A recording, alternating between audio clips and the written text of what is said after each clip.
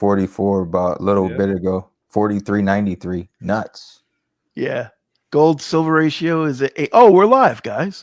Oh, We're live. We didn't Surprise, even- surprise. We are live. I just wanted to mess with you guys. I was going to leave it and like see if you would talk about something taboo, but oh. I didn't want to. Dude, I didn't want to out you dudes. Appreciate that. We don't talk How's it taboo. going, everyone? Yeah, man. Oh, Good Raleigh evening. Gold Dealers in the chat. How's it going? Lou, nice to see you. FG, Heck Chris, Littlefoot. Yeah, I posted up in Pure Metals social page. I saw that's awesome. Hopefully, we'll get some Pure Metal heads over here. Metalheads. I like that. Pure Metal heads. Yeah. Oh, that I might just have to steal that one. You Thanks, can Lou. you can feel free to steal that Or from me. that, hang on, Lou said that. I can't give you credit, man. I'm sorry. Dub C says, is this thing on? It might be. Sobriety and Silver, welcome in. Dub C. Metal Matt Wingate, Chris in Virginia, Silver Sleuth, Farmer Stacker, FG Stacker, Chris in Virginia, Rally Golden Coins, Littlefoot, Jack Mehoff, Kevin Hawthorne, and of course Nash. Welcome in, folks. As you guys, I'm sure know, Blue Collar is up in the upper left with the aliens. I am in the upper right with fractional silver, I guess, from leftovers and fractional mess. And we got Nash, founder of Pure Metals, the one and only. Absolutely. That's a good looking mess, though, if I've ever seen one. You know. Yeah, what I mean? I'm gonna full size that again just to let's really take a good look at that. It'd be better if I didn't have like these flips and stuff.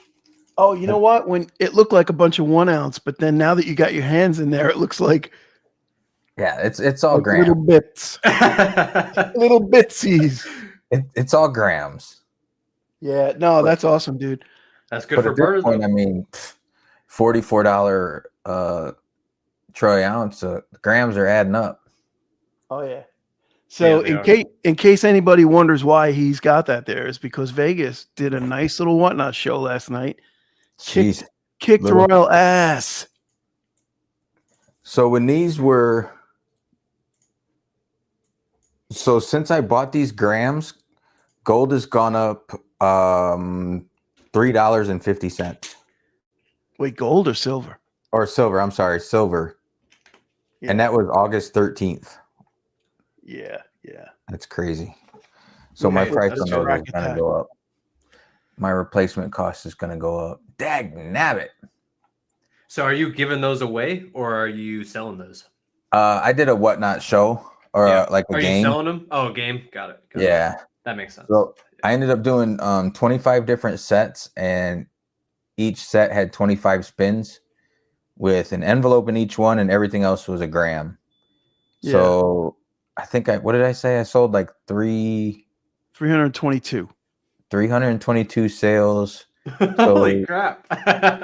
So That's just a lot. under 300 will be grams going out. Yeah, that's amazing. You Wow. did great, dude. You did awesome. Very happy for you. What was Thank in the you, better thank you. packages? The top prizes were a 1/20th panda, 1/20th gold panda. I had two of those. A 1 gram Geiger gold bar. 18 of the 1/200th gold Monarch precious metals rounds, and then 4 of them were gold backpacks. 3 gold backs and a gold back holder. Shoot, man, that's pretty good. And all Yeah, the rest were surprising. all the bottoms were grams. But I mean, spins were going for like $5. So Yeah, but you know what's great about that is you can do like you did. You can just run them sudden death. Maybe you'll get $5, $6, $7, $8 out of them. You know what I mean? You did the right thing, man. You did good. Yeah, well, I that's mean, good. 7 That's hours, excellent. 7 hours in, I just said the hell with it and did sudden death. I just wanted to get this shit over with. No, I hear you. It's a definite grind, but you played it very well. It's a time suck and a grind, but it'll work. How long did that take you? It was about 8 hours. That's a full day of work, then, huh? Yeah. That's more than a full day for me. I don't even do that much at work. Good for you. That's awesome, actually. That's cool, man. Yeah, that's great.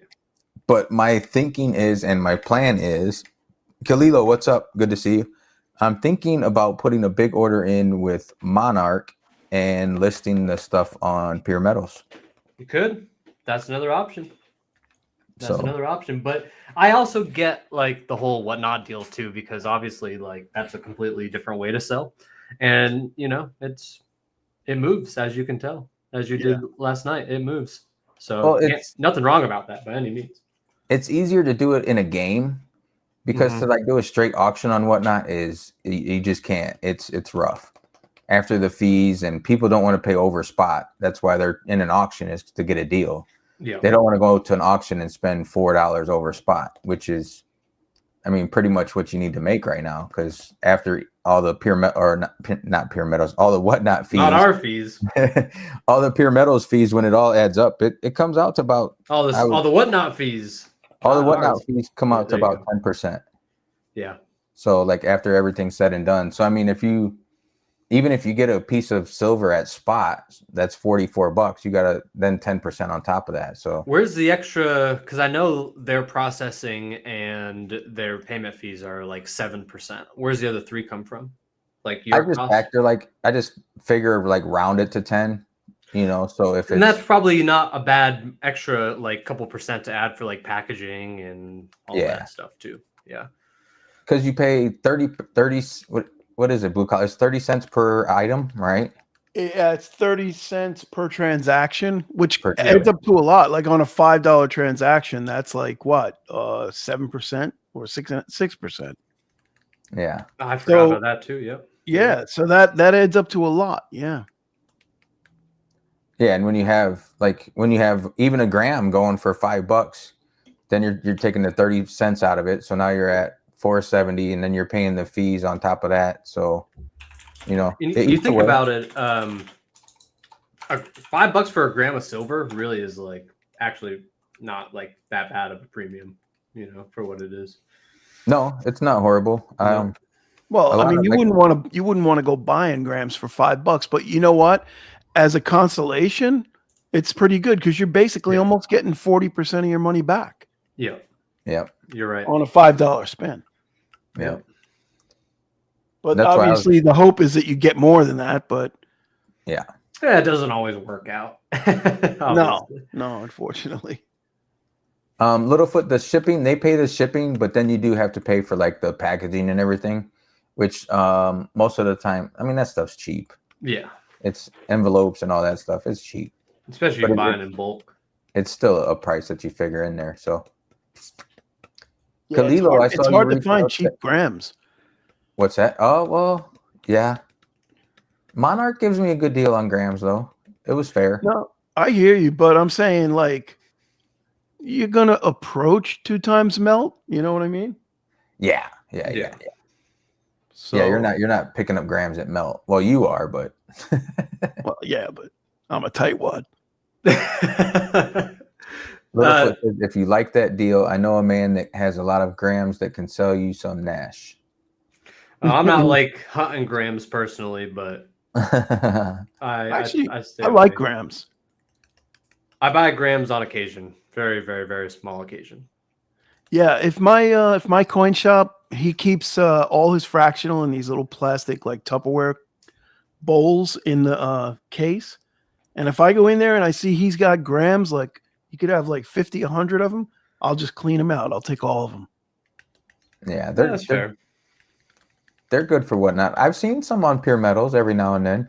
Yeah, I've actually bought a couple from Pure Metals. So that's the only time I've ever bought them. The rest have been free from whatnot. Yeah, right.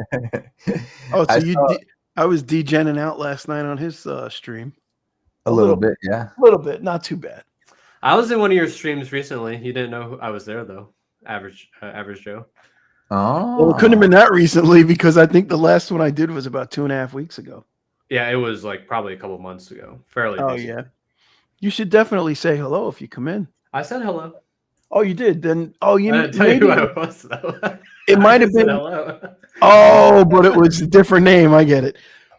Yeah, but you know what? It probably was the one that my wife was running. No, it was you. You were on. It was me. Okay. Yep. You were talking. I'm pretty You sure. know who's a fan of grams is Littlefoot. Littlefoot likes his fractional grams, and I think he said he was getting them from his coin shop for $2 a piece, which is a fair price. That, yep. It might be up a little bit more now, but that's okay. So how's everything with Pure Metals going? I think we're doing pretty good. We're definitely seeing like every day it substantially grows when it comes to not like not let me rephrase that. It grows a little bit by every day, which is substantial to me, right? That it consistently seeing the growth of the volume of sales and the consistency of the numbers behind those sales, like actually like consistently hitting certain milestones every day, which is awesome. And then the visitors to the website, we are also getting really solid visitors.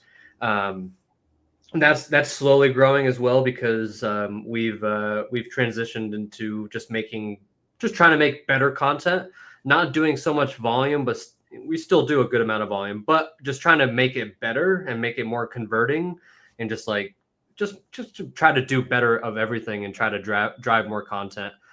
So we're doing a lot of different things on social media. I'm sure you guys are aware of seeing it on YouTube. And if you follow Instagram, Facebook, we're all over the place and our content gets views. So there's a very good chance that some of you guys are the people watching it. So appreciate that. But yeah, we're going to keep on doing our thing.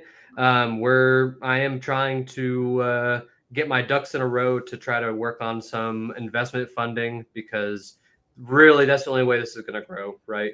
Big. If we want it big, it needs to be some money behind it more than what I got.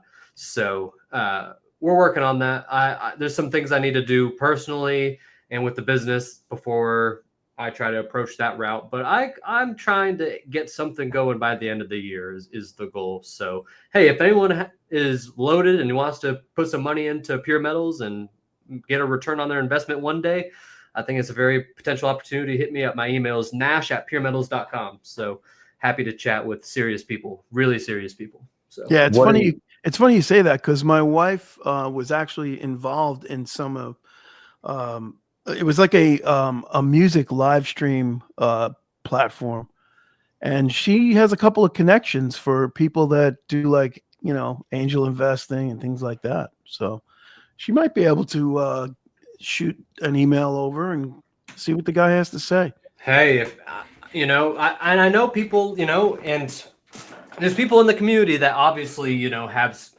more substantial capital than I have, so. There's someone might just come across and want to they just simply like what it is and they're a user of the platform and they might just want to do that. So that's something I'm always open to hearing as well. And we've actually been approached a couple times. I've had a lot of scam approaches of people trying to give us money. But we've actually had a couple serious people approach us. And then I also have a little bit of connections into the it's like kind of like the hedge fund business, which they do a lot of like investment banking and things of that sort. So I kind of have a little bit of connection with that. So yeah. Now, when you do your posting over social media, do you is it like a script or something that cross posts everything all at once, or do you have to do them all individually? Well, we used a tool called Buffer for a long time that you pay monthly for, and you connect all your accounts to it, and then you can just post on everywhere. But recently we've actually been doing it manually because it seems to be better for the algorithms if you just post manually. I got it. Yep. So with the investors, what would be your plan to put that money to use in advertising or? Yeah. Oh yeah. And just consistently paying for the help that I have and marketing. And I mean, think about it, with the proper amount of money, you could be at every coin show across America, all the big ones, at least. You could pick the top 50 coin shows and hit one pretty much every week based on the calendar that I look at. I forget what website it is, but there's a really good website that shows you literally all the coin shows across America, pretty much, that they can gather. It's a really good website. I wish I knew what I could look it up. I'll look it up. But yeah, I mean, you could be at coin shows like we've talked about that, all three of us. Marketing, being able to do even more social media content. I mean, here's one example. Shout out Lou. Being able to take a couple days off, go drive to Lou and make content with Lou because he's offered to do that. And then, like that takes time, that takes money to do. I'm definitely down to do it. I just don't have, I don't have the ample free time to do it at the moment. So, your free time is going to become less and less. Exactly. Exactly. So that's why I'm trying to get something by the end of the year. If I have some sort of funding, I can pay myself a very base salary also, and be able to operate this full time. That's part of the gig as well. So nice. Jolly Roger says, how much is serious to invest? I am not rich. Well, Jolly Roger, shoot him an email and you guys can that's perfect. Maybe work a little something in there. You never know. And I would imagine once we are ready to raise a certain amount of capital, it might even be multiple people that put in, and then we split the equity evenly across that. So yeah, nothing wrong with that. Yeah. Caterpillar says, I was in Vegas 2 weeks ago and went to the Visit Archangel Coins, and man, amazing people behind the counter in that store. Now I know why you guys like that store so much.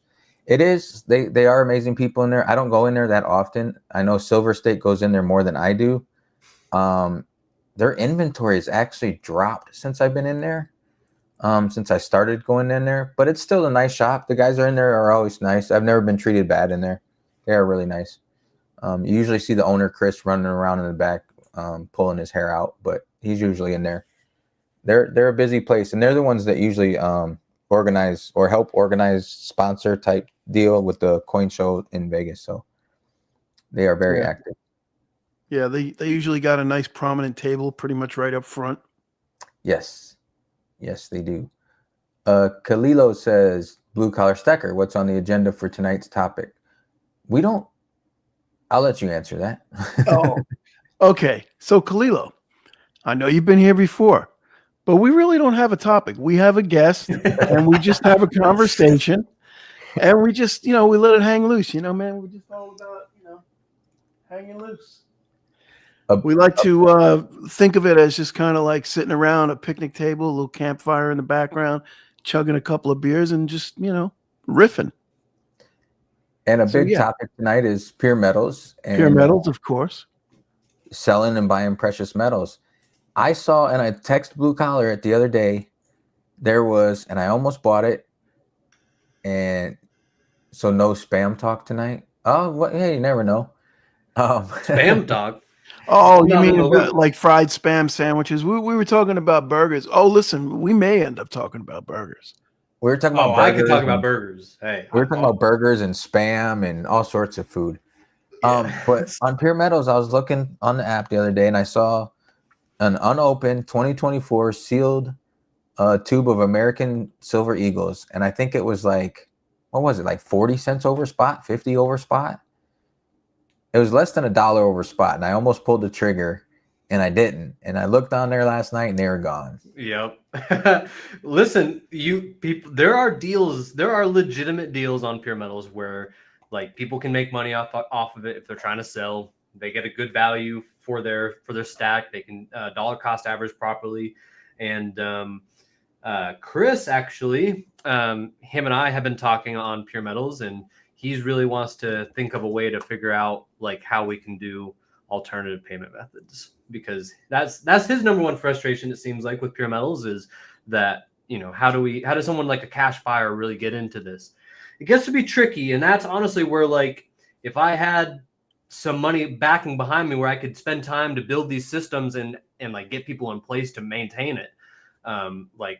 We could totally accept like checks deposited in our account and then pay out the seller later. Like that's totally something that could happen. It's just, there's a lot of logistics behind that.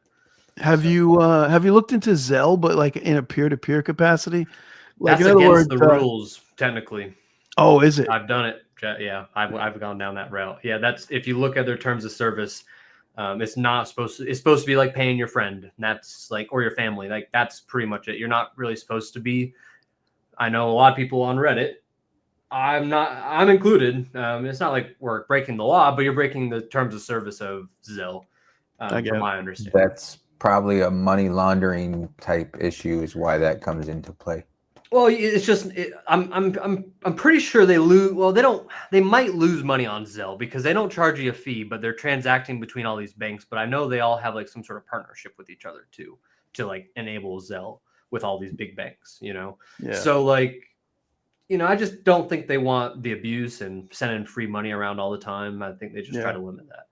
What about the service we were talking about last on Saturday, Deluxe E-Check? Yeah. The bigger guys. Basically, we use that with all the suppliers, right? Yeah. Monarch. I use that with Monarch, and I use it with Elemental. Is it essentially just like an ACH? It's like an instant e-check type thing. Now I know from the user's standpoint, like from the buyer's standpoint, it doesn't cost us anything except we pay 62 cents per check. Oh yeah. Yeah. If you buy 100 of them. Yeah. Right. Correct. Yeah. Interesting. And that's another thing of like being able to maintain that with people in here that understand what the hell's going on with that. I can, but I can't sit here and manage checks at random. You know what I mean? Like I don't have the time for that personally. Well, that's true because the check would have to come right to the seller. Well, in Pure Metals capacity, it would come to us, and then we pay out the seller. And then that money, like all the money. Well, that's true. That's the way it works now, anyway. Yeah, you take all the money in, and then you pay the seller. The only difference between a check is it has to go through like a real bank account, and then I have to deposit that money into Stripe. So that's the real like maintenance that you have to keep up on and make sure you don't mess up and And there's no way to link Stripe with your account so that it's all electronic. You don't have to like actually write a check and do it that way. No, you do like a deposit. Like it's kind of like think of it as like a Venmo balance. Like that's how Stripe works. Like all everything is in like a balance, and then that balance, whenever someone withdraws, it comes out of that balance. Like it actually never hits like the business's bank account at all. It's all in Stripe, which I guess is a bank account to a capacity, but it's different. And do you think the fees would be similar on your end? Like the only fees, the labor, there's labor that comes into like making sure that deposit happens. You could automate that to a certain extent, but like think about trying to automate something like that. Like it's not straightforward. And then the only other fee involved with that would be them withdrawing from the platform, and that would be the standard payout fee. So, right, yeah, that would be kind of tough because it's just extra steps and hurdles and logistics. Right, and it's just like oof. On your end, there's not that much. You're very frugal with your fees, So yeah, you got to think about the overhead cost and all that. You know what I mean? Of course. So trying to keep overhead down. Hey, if I charged 5%, I probably could. But that's probably why they charge. The other services charge more money, Exactly. But I understood that from the beginning, and that's really why like the whole goal of this is to keep overhead as low as possible. You know what I mean? So you have to burn some money to get to a point where people really know about you. But that's like, if you think about any tech startup, like some of these tech startups, and they're way bigger than Pure Metals ever will be. Don't get me wrong. But they burn billions of dollars to get to where they are. You know what I mean? Yeah. Like I'm only 5 figures in, so that's much more reasonable. Well, I mean, it doesn't even have to be tech. It could be any business, any business. Oh, of course, yeah, 100%. Yep, 100%. Some businesses less than others, in my opinion. Like, there's a lot of businesses out there that any Joe Schmo can start for like $500 and actually make money next week. If they really try, it's out there, but easier said than done, of course. Yeah. Yeah, but in those cases, a lot of times you're just creating a job for yourself. You're not actually creating a business. That's true. 100%. You know what I mean? Especially if you're not scaling. Right. And with $500, you're not scaling. No, you're right. I completely commend you for sticking to your percentages because I would have raised it. I commend you for sticking with it and trying to make it work that way. That's awesome. We're gonna make it work, man. We are already making it work, and we're already making money on the platform. Like a lot of I'm not net positive, but like that net positive could happen in a year, and I would be happy. Like I'm not in any rush. I'm here for the long haul. I think I've made that pretty straight to everyone from the beginning, which is good. Yep. And hey, I'm having a good time, so I'm enjoying my thing. Some days it's a little stressful, but that's anything. So I'm here for the long haul, and I think it can be big with the right money behind it. It can be big, and I think we'll get there. So if I'm reading you right, you're cash flow positive, but your fixed costs are still bringing you down into the red a little bit. What do you mean by cash flow positive? Well, in other words, on each sale, you're making an actual profit, but the cost of your advertising, the cost of your whatever you have for tech support and things like that is eating into that profit. It for sure. Leave you with a net profit, in other words. No, and some days we're positive on that, some days we're negative. Yeah. It just depends on the day. So, Fruity. Littlefoot wanted to know if you could put up a survey saying will silver hit 45 by Friday? Oh, you're asking me to put up a survey, dude. Well, all right, here. Let's put it in the chat. Here's the survey. Put it in the chat. Thumbs up or thumbs down. Will silver reach 45 by Friday? Go. Littlefoot, he is not technically technologically evolved enough. That's something I usually do. If we do polls, that's usually if I'm hosting. So where do you find that, Vegas? It's over by next to your chat. Okay. Not the hearts, not the face, but there should be another little thing over there. Not end stream. No, not end stream. Private chat, people. On YouTube, not on YouTube. Oh, on YouTube. Okay. So here's the chat. Top fans. Little X. All right, you guys keep going. Keep talking. I'll try and it'll be like right over. Well, you can't see it from here. Never mind. I was acting like you'd be able to see something. Yeah. Good. B Taylor, what's up? Good to see you. Good to see you. Rally Coin Dealer says, Golden Coin Dealers. Rally, if you ever want to be on the stream, let us know, man. That'd be fun. We would like to have you on. It's always good to have people in the industry. It's always good to see. Not many silver stackers buying much, but silver is going up daily. If stackers start buying more, prices will go up fast. All right, interesting. B Taylor, good to see you. Stopping in as always. Jolly Roger, AR, Rally Coins, Galilo, Metal Matt. I think we caught up with everybody. So what is the 1 and 2? What happened? Oh, there we go. Kalilo says 1 if yes, 2 if no. Well, I mean, thumbs up, thumbs down. Would that work or no? Or maybe it doesn't. That doesn't work in there. Maybe the 1s and 2s are easier. Maybe, I don't know. Whatever. We got a lot of yeses. I think so. I'm a 1. I think it's a very good chance. I'm going to be a 1 as well. I think it's going to reach 45 easily. Yeah, I think 45 is nothing at this point. Yeah, people on Pure Metals are speculating $50 by Halloween. Ooh. Yeah. Hey, I think that's also very possible. We had this conversation today, right? My opinion is it's going to go parabolic shortly. Yeah, I think because I think we're in a mess right now. It's not. What's causing the mess? I want to hear that. What do you think? What do you think is the mess to you, quote unquote? This whole world. I mean, look at England. England's in the middle of riots. There's looks like no end to the wars in Russia. You got the whole Israel thing, and then you got the whole Charlie Kirk U.S. debacle. I think there's just a lot of unrest right now in the world. Yeah. And with unrest, people try to turn to something that has a little bit of safety, I guess you could say, behind it.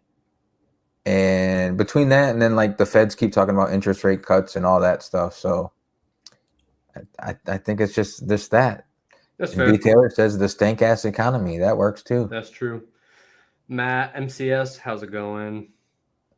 The money's not. I mean, the dollar is not getting you shit anymore. No, not like it used to. Even in my lifetime, you know. I think What about what's going to help precious metals also is eventually the stock market, crypto, and everything else, real estate that's in a bubble, and everything's in a bubble. Okay, precious metals are at highs, but they're not in a bubble because the demand isn't there. So I think Yeah. once the public figures it out, it's going to be off to the races. I really think we're going to be hitting triple digits. My case. And I think That's that too, scary. it's just like once it hits the mainstream, like you hear gold. Gold's at an all-time high, gold's at an all-time high, gold's at an all-time high. But when people start hearing about what silver's doing and they FOMO into silver, it'll be interesting too, I think. Metal Matt says, I'm still buying just less weight and buying fun pieces now that premiums are almost zero and a lot of fun stuff. That seems like I think I've been doing it a little bit more now too. Yep. I have too personally. Yep. I have definitely been buying not a whole lot more, but it's like more like fun bullion pieces for sure. Yep. Yeah, me personally, I've been hitting the slabbed coins because the slab coins haven't gone up at all in the same time period that silver has almost doubled. Slab coins really haven't moved. So that means the premium is way lower than it was a year and a half ago. So I'm on that. And I've been on 90%. And then, like you said, anything that catches my eye, I'll grab it because the prices are, pretty good where I buy from. So. Are you guys buying gold at all or just silver? I got a little bit of gold. I picked up some grams here and there, a couple of 10th ounce, but I'm going to use the 10th ounce in games. I just haven't yet. I don't know. I mean, at 85 to 1, I think silver is still the better buy. Silver is just, and it's just like I think for most people in the chat here, I would say, including us three, I think silver is just also easier to buy. Instead of forking up, 150 bucks, 140 bucks, 130 bucks for a gram, 380, 390, 400 for a tenth. So I look at silver as fractional gold. Yeah. Really. I mean, you think about it. I tend to agree.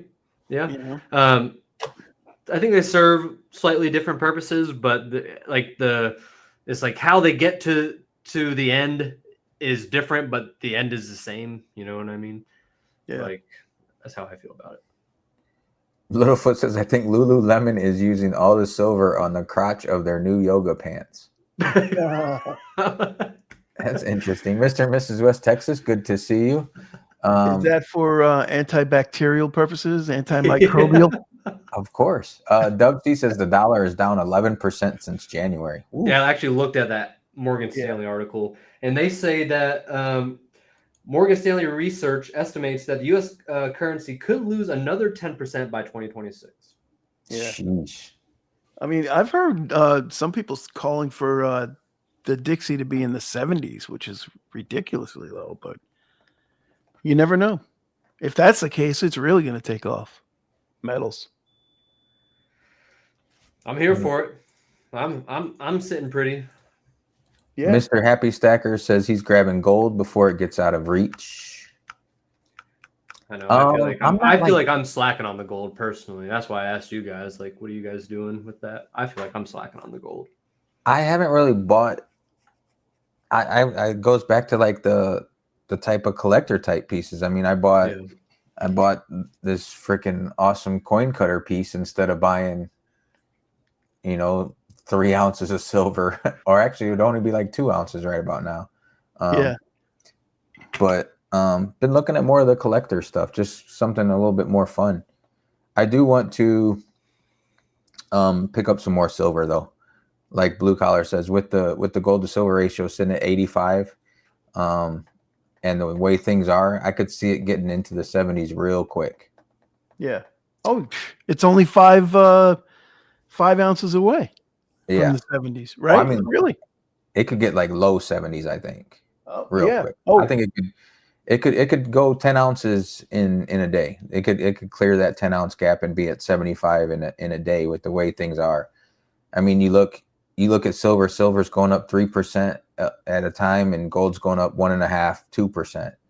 And I don't know if that's just because of the availability and the price. Like, I know it's the paper market that determines more of the price than the general stacker, but I just want to sort of tend to think that with the price being more lower, not more lower, but lower, that people tend to manipulate and play with silver more than they play with gold.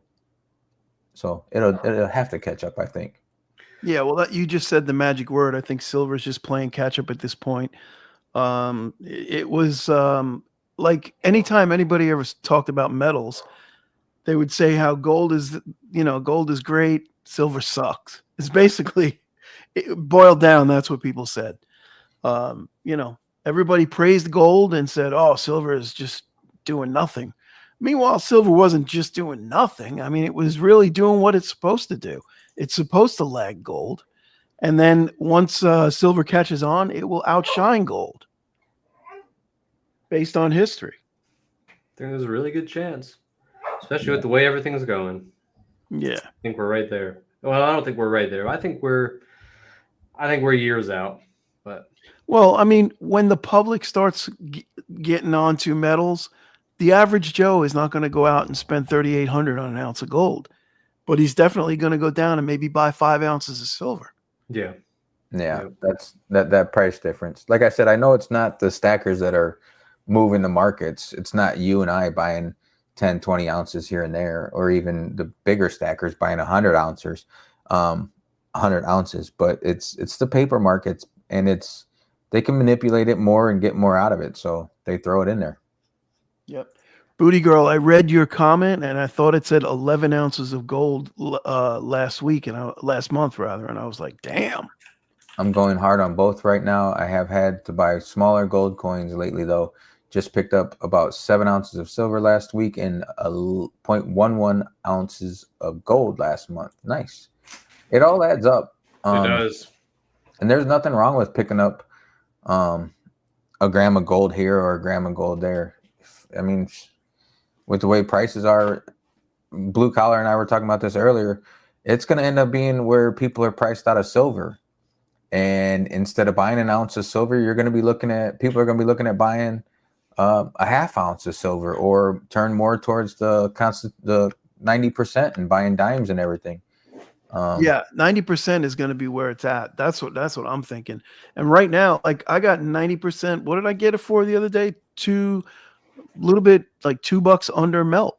Yeah, that's a good deal. That's really. And it's silver. I mean, ultimately, at the end of the day, it's still silver. And with the way silver's moving like, sometimes it's $1 a day, $1.50, and it fluctuates. But I mean, the way it's trending, even if you were to buy, let's say you bought it at 35 even, and now we're up to almost 45. I mean, you're still going to make money on that when you go to sell.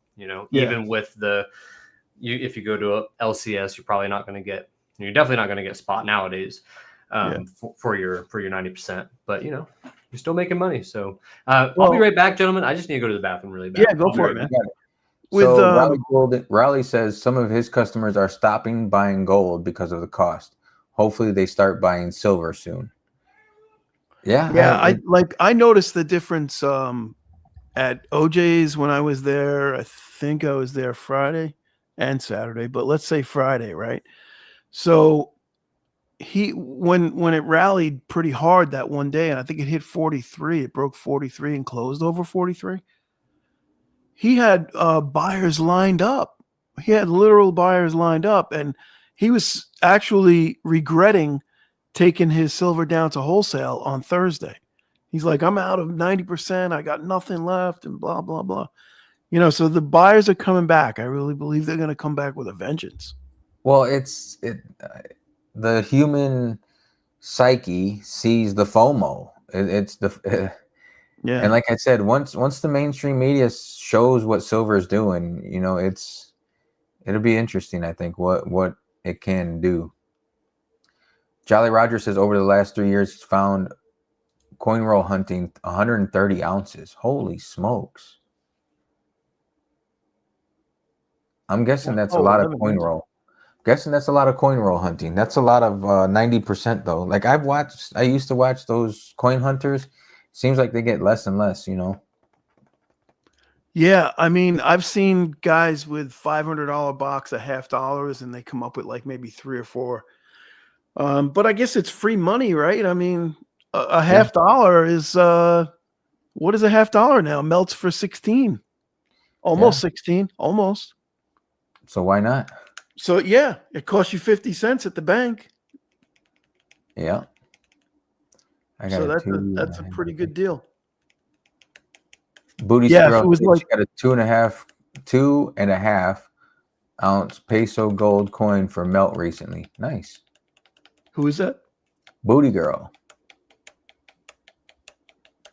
Wait, hold on, I missed that one. Oh, okay.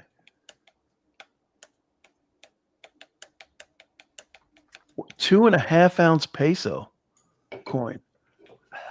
Is that a gold or is that gold? It says gold. She says Wait, peso two gold and a coin. half ounce. What's a 2.5 ounce? Oh, maybe it's a 2. Maybe it's a 2 and a half ounce, like 2 coins.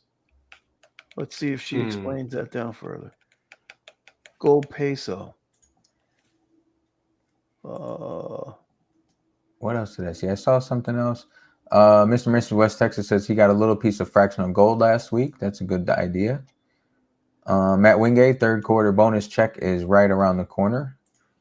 Maybe that's going to come into play too. People getting bonus checks and stuff. Let me tell you, I think based on how like the sales of pure metals, I'm trying to figure out like why some days the volume is less than other days, and I do think a lot of it does have to be around like paychecks and time of month. I'm pretty certain on that. I just haven't I haven't figured out the riddle on that quite yet. I've been trying to look at the data, and it's like I don't see the correlation exactly. Not yet. But I was going to say, have you been able to correlate with whether it's an up day or a down day? In other words, it's almost counterintuitive, right? When silver is down, people are selling. When it's up, they're buying. Too. Yep. Yeah. Right? And like right now, like today was a really good day for pure metals, and I had zero expectation. Like we did half of the volume that was done today was like even before I woke up. So it was all done like 2, 3, 4 in the morning, which is like people and it's people I know on there too. I'm like, how are you guys up at 3 in the morning? That's what I'm trying to figure out. But there's people that got to get up to pee at that time of the night. Get up to pee, or they got to work at that time, or that me too. Yeah. Yeah. I got to pee and I got to work. I'll get a random text message from Blue Collar at it's like 2:00 in the morning and 3:00 his time, and I'm like, "What the hell are you doing up?" He's like, "Well, I had to get up to pee, and look what I won on Whatnot." And I'm like, "What the hell?" That happens a lot. I'm like, he's got his something in one hand and the phone in the other, and I'm like, "Oh, there you go." Chris makes a good point. He is that West Coast or East Coast? That's East Coast, 3 a.m. So that's like midnight West Coast, which isn't unreasonable. So that adds up. Booty Girl says not ounce. She was meaning grams, I'm guessing. Oh, okay. Okay. Hey, 2.5 grams is a lot of gold, man. What is that now? That's like melt price on 2.5 grams is what? I don't know. That's got to be 300 and change. It's 121 times 2. Well, 2.5, right? 242. And then a half. And then an extra half. Oh yeah. Oh yeah, just under 300. Yeah. Hey, Booty, I saw your notification came over about buying gold under spot. I just haven't watched it yet, but I will. I'll catch up to it. Matt Chuck says he gets a lot of requests to hold till I get paid. Yep. I had some people on Whatnot last night. They're like, "Hey, I don't get paid yet, but I'm gonna bookmark your shows. I'm gonna follow you so when I get paid." And I'm like, "Yeah, okay, So, I'm sure you do see that would be interesting. You see a couple little trends like days of the week, days of the month. Like I know when I worked at a local casino in Indiana, the first of the month we would be really busy. and it would just be cash, and that was people from their welfare checks and their disability checks and Social stuff like that. Security. And then, you know, their money slowly dwindled off throughout the next couple of weeks because they go in Yeah. there every day. So That's honest. That's a sad reality. Like it is. that's sad. I'd much rather hear someone's waiting to buy a piece of silver or gold when they get paid versus, oh, I'm about to go to the casino. You know what I mean? And But I mean, you know the thing.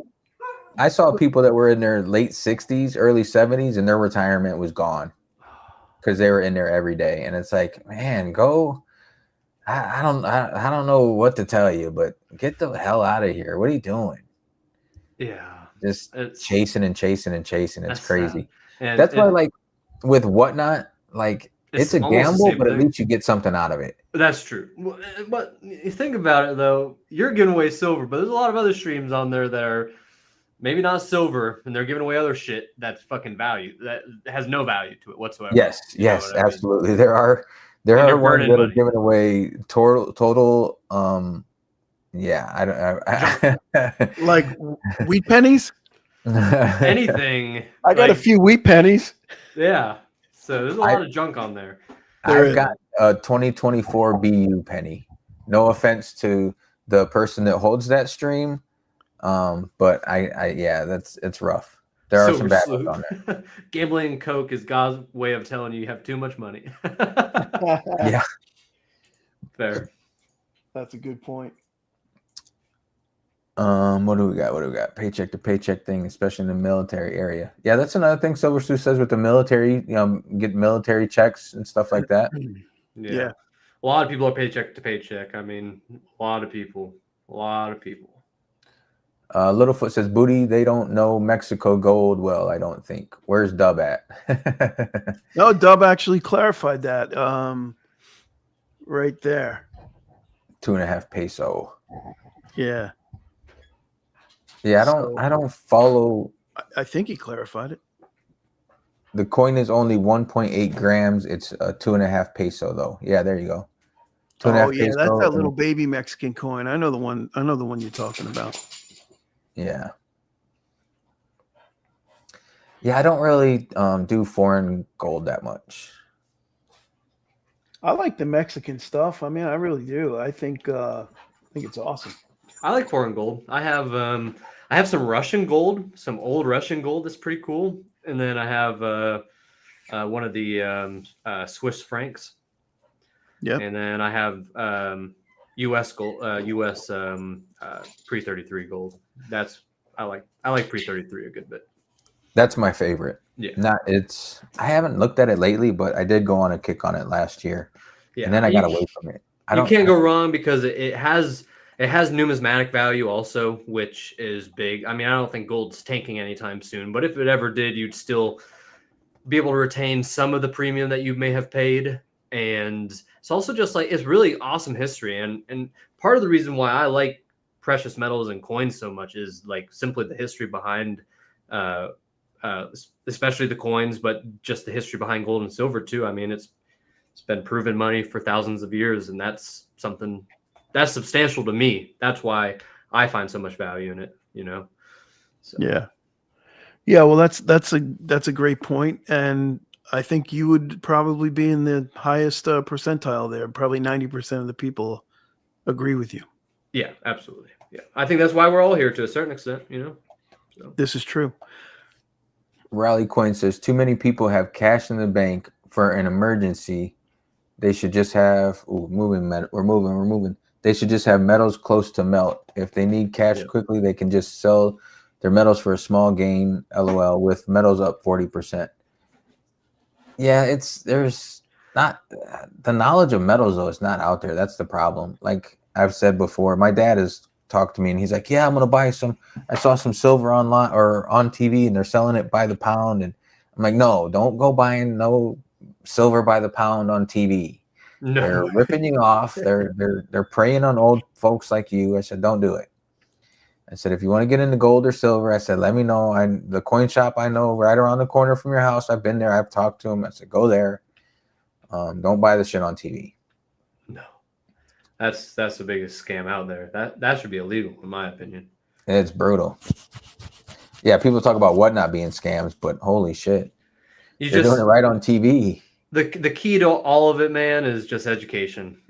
Like if you can, it doesn't even take like a whole lot of time. Like a couple days in the evenings, watching some YouTube videos about the basics of precious metals, like that will get you 75% of the way, probably, of what you need to know and not to get ripped off if you're looking for at the right content. But that's hard to do, and a lot of people don't even know where to start. So yeah, I think a lot of it has to do also finding a good coin shop, somebody you can trust. Yep, 100%. And if you look at Google, right, Google reviews, you can pretty much tell who's good and who's not good. Because I know every coin shop in my area, and I know which ones have good reviews and which ones have bad reviews, and they match up pretty much to the personality of the owner. Do you have any like coin shops in your area that have like less than a 4-star? No, nobody has less than a 4-star. No. Yeah, because everyone like everyone has their own pricing, but they're not there to rip you off. Like there's no guy that I've found that has a local shop in the area in my area that's like going to intentionally rip me off. I've never encountered that. I've had a very good experience at pretty much every LCS I've been to, which is like less than 10. So that's my first problem. But yeah, I mean, there's nothing. I have never had a bad experience at any of mine in the Asheville area. So he made me look it up. Sahara Coins gets a 3.8. Ooh, Nevada really too bad. On Google. Now you got me looking it up. Hold on. On Google Maps, Nevada Coin Mart, who is horrible, they get a 4.3. Silver Vegas, I've never even heard of them. They get a 2.9. Oh, Jesus. All right, let's see here. Coin shops. Yeah, all mine are very highly rated except for one that's a 3.9, and I know why for that guy. He's just old and grumpy. Yeah, but I mean, I can get down with that vibe sometimes. They have some of those people have the most information. I feel like. Matt Chuck says he has his kids call the silver by the pound people to mess with them. 20-year-old kids. Nice. Dub C says, if there was only someone that produced videos that introduced new buyers to precious metals. That is so true. Yeah, I wonder who somebody should do that. Somebody should actually do that. The problem with that is you got people like that are in their basement that are telling people other like crazy stuff. Yeah, well, there's a lot of not trustworthy people. And especially, a lot of these new people are exposed to whatnot, and they believe whatever these hosts tell them, man. Yeah. Yeah. That's a big mistake. That's rule number one. Don't believe the host. It's got to be rule number one. You're right. You're right. Yeah. They're always like, even the guys that I feel like I would like go back and buy from again, they're all even they are typically exaggerating the truth a little bit. Yeah. It's part of their business. It's understandable. Dub C says, how about gold and silver pawn shops? I didn't look up any of those. There's way too many pawn shops in this town to try and look up the reviews on those. Sorry, Dub C. Same, and honest, and like, unless you're not in the know, obviously, people are not in the know, but you shouldn't go to one of those to sell your gold anyway. Well, I mean, you don't think? Or yeah, I happen to have a really good pawn shop by me that pays me Pawn Stars. He pays me $3 over melt for any Morgan. Hey, that's great. Actually, I'm telling you, that's good. Okay, it's very good. Yeah, maybe I'm just uneducated. I don't have a lot of experience with that. Yeah, I guess I'm just like, I know that my LCSs are going to take care of me and they're going to do the right thing. Versus a pawn shop, it's like, who knows? I haven't tried. That's something I need to go try. Yeah, I find the pawn shop, I mean, on the buy side, it's just an opportunity thing. You walk in there, you might see something that you like, and maybe you can get a deal on it that day, maybe not. It's going to be like when opportunity knocks, have cash in your pocket. Yep. Yeah. That's you. You love when the knock is there. Yeah. I mean, why not? Dub C, that pawn shop gets 4.4 stars. Which one? Gold and silver? The Pawn Stars one, yeah. Yeah, that's probably from a bunch of fanboys, though. They probably really do suck if they only got 4.4. Think about it. My mother-in-law wanted to go there like long time ago when she came into town, and I'm like, yeah, go ahead, have fun. The line's like out the door, and it's I don't know if it is anymore, but that's when it was sort of popular, and I'm just like, yeah, I got no interest in it. I think it's a tiny place when you go in there, actually. It's tiny. Yeah, my parents been. They said it was really tiny. Yeah, I thought it's in a shady ass part of town. Blue collar, it's like by the Stratosphere. Yeah, it's like Naked City over there, right, or something. Yeah, it's like an area you don't really want to be standing in, especially like, I mean, I'm sure it's safe because there's enough people there, but I don't know, just not a place I want to hang out at. Didn't we look it up last week? There's only been 45 murders in Las Vegas all year, so that's not even that bad. I mean, that's not bad. I'm telling you, it's not that bad. I would have thought it would be more than that just based on gang activity alone. I honestly think we have about that in Asheville, and we're like 10 times as small than. Well, how big is Las Vegas? Well, that might couple be million, just probably. Oh yeah, you're right. I don't know if that's just like Clark County though, like Las Vegas, because there's the metropolitan area is bigger. Well, yeah, I mean, if it's just like city of Las Vegas, like downtown area, and it doesn't include like the Strip and Paradise and all those areas, it's probably not accurate. Right. You know what I mean? It would have to be like metropolitan area. Yeah. Yeah, because most of the surrounding area is not considered Las Vegas. So right, are they even counting those in that number? Yeah. And most of the big hotels aren't actually in the city of Vegas. And most of the murders are going to be like Henderson, Summerlin. So you'd have to like go Clark County murders probably. Yeah. You think Summerlin's going to have a high murder rate? No, but I mean, even if it's one or two, I mean, that adds to it. Yeah, true. I mean, it's people don't not murder you just because you're in Summerlin. Well, no, but it's not going to be like crack dealers and stuff like that over there. Yeah, it's not going to be the North. Definitely not the way the North is. That's for sure. Yeah. Yeah, there's not a big street drug trade over there. Matt Wingate says, rough part of town is an understatement, though. I was going to get mugged at the counter. Thought he was going to get mugged at the counter. When you went to there? Yeah, probably. Yeah. My friend, the guy that I know, I don't like to say his name, but the dude with all the gold. Yes. He that's his thing. Like, he went to Vegas and he went to that pawn shop. He waited in line outside in the freaking summer for like 2 hours to get in there. And he says it's a tiny little shithole inside. It wasn't even worth it. Yeah, that's why, like I told you, my mother-in-law wanted to go, and I'm just like, yeah, I'm not. I told my wife, you guys can go if you want to. Have fun. They never went, but yeah, I'm not. Especially in the summertime. No thanks. Yeah. Dub C, it's a pleasant surprise, about Laughing Seed. I hate to say it, I never been there, but I heard a lot of good things about it. What is that, a weed store? No, it was a very popular restaurant that was like organic, local, farm to table type deal, and yeah, it closed down after like 30 years or something. I think. Pretty sure. Dub C knows a lot. Yeah. Dub C's knowledge is not based just solely on coins. That is true. He has a wide spectrum of knowledge. And we don't even know where Dub C lives. He might live in Asheville. Nobody knows. He might, man. No. He might live close by. That's true. Impressive. We don't really know, do we? No. We have inklings, but that's it. Shine Love, welcome in. Good to see you. We know he's Central Time. Asheville's a bomb. Great vegan scene. Maybe he's like Tennessee, Kentucky. I think he's gonna be like, I'm gonna say he's gonna be like somewhere around B. Taylor country, like southern Indiana. I think Dub C owns a pawn shop in Minnesota. A pawn shop in Minnesota? That's very Dub? specific.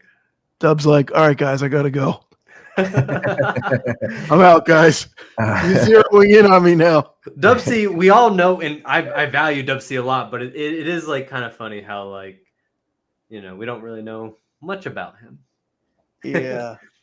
That's it's fun though. It's It is interesting. fun, We all have our theories, and it's just all right, guys. I gotta go.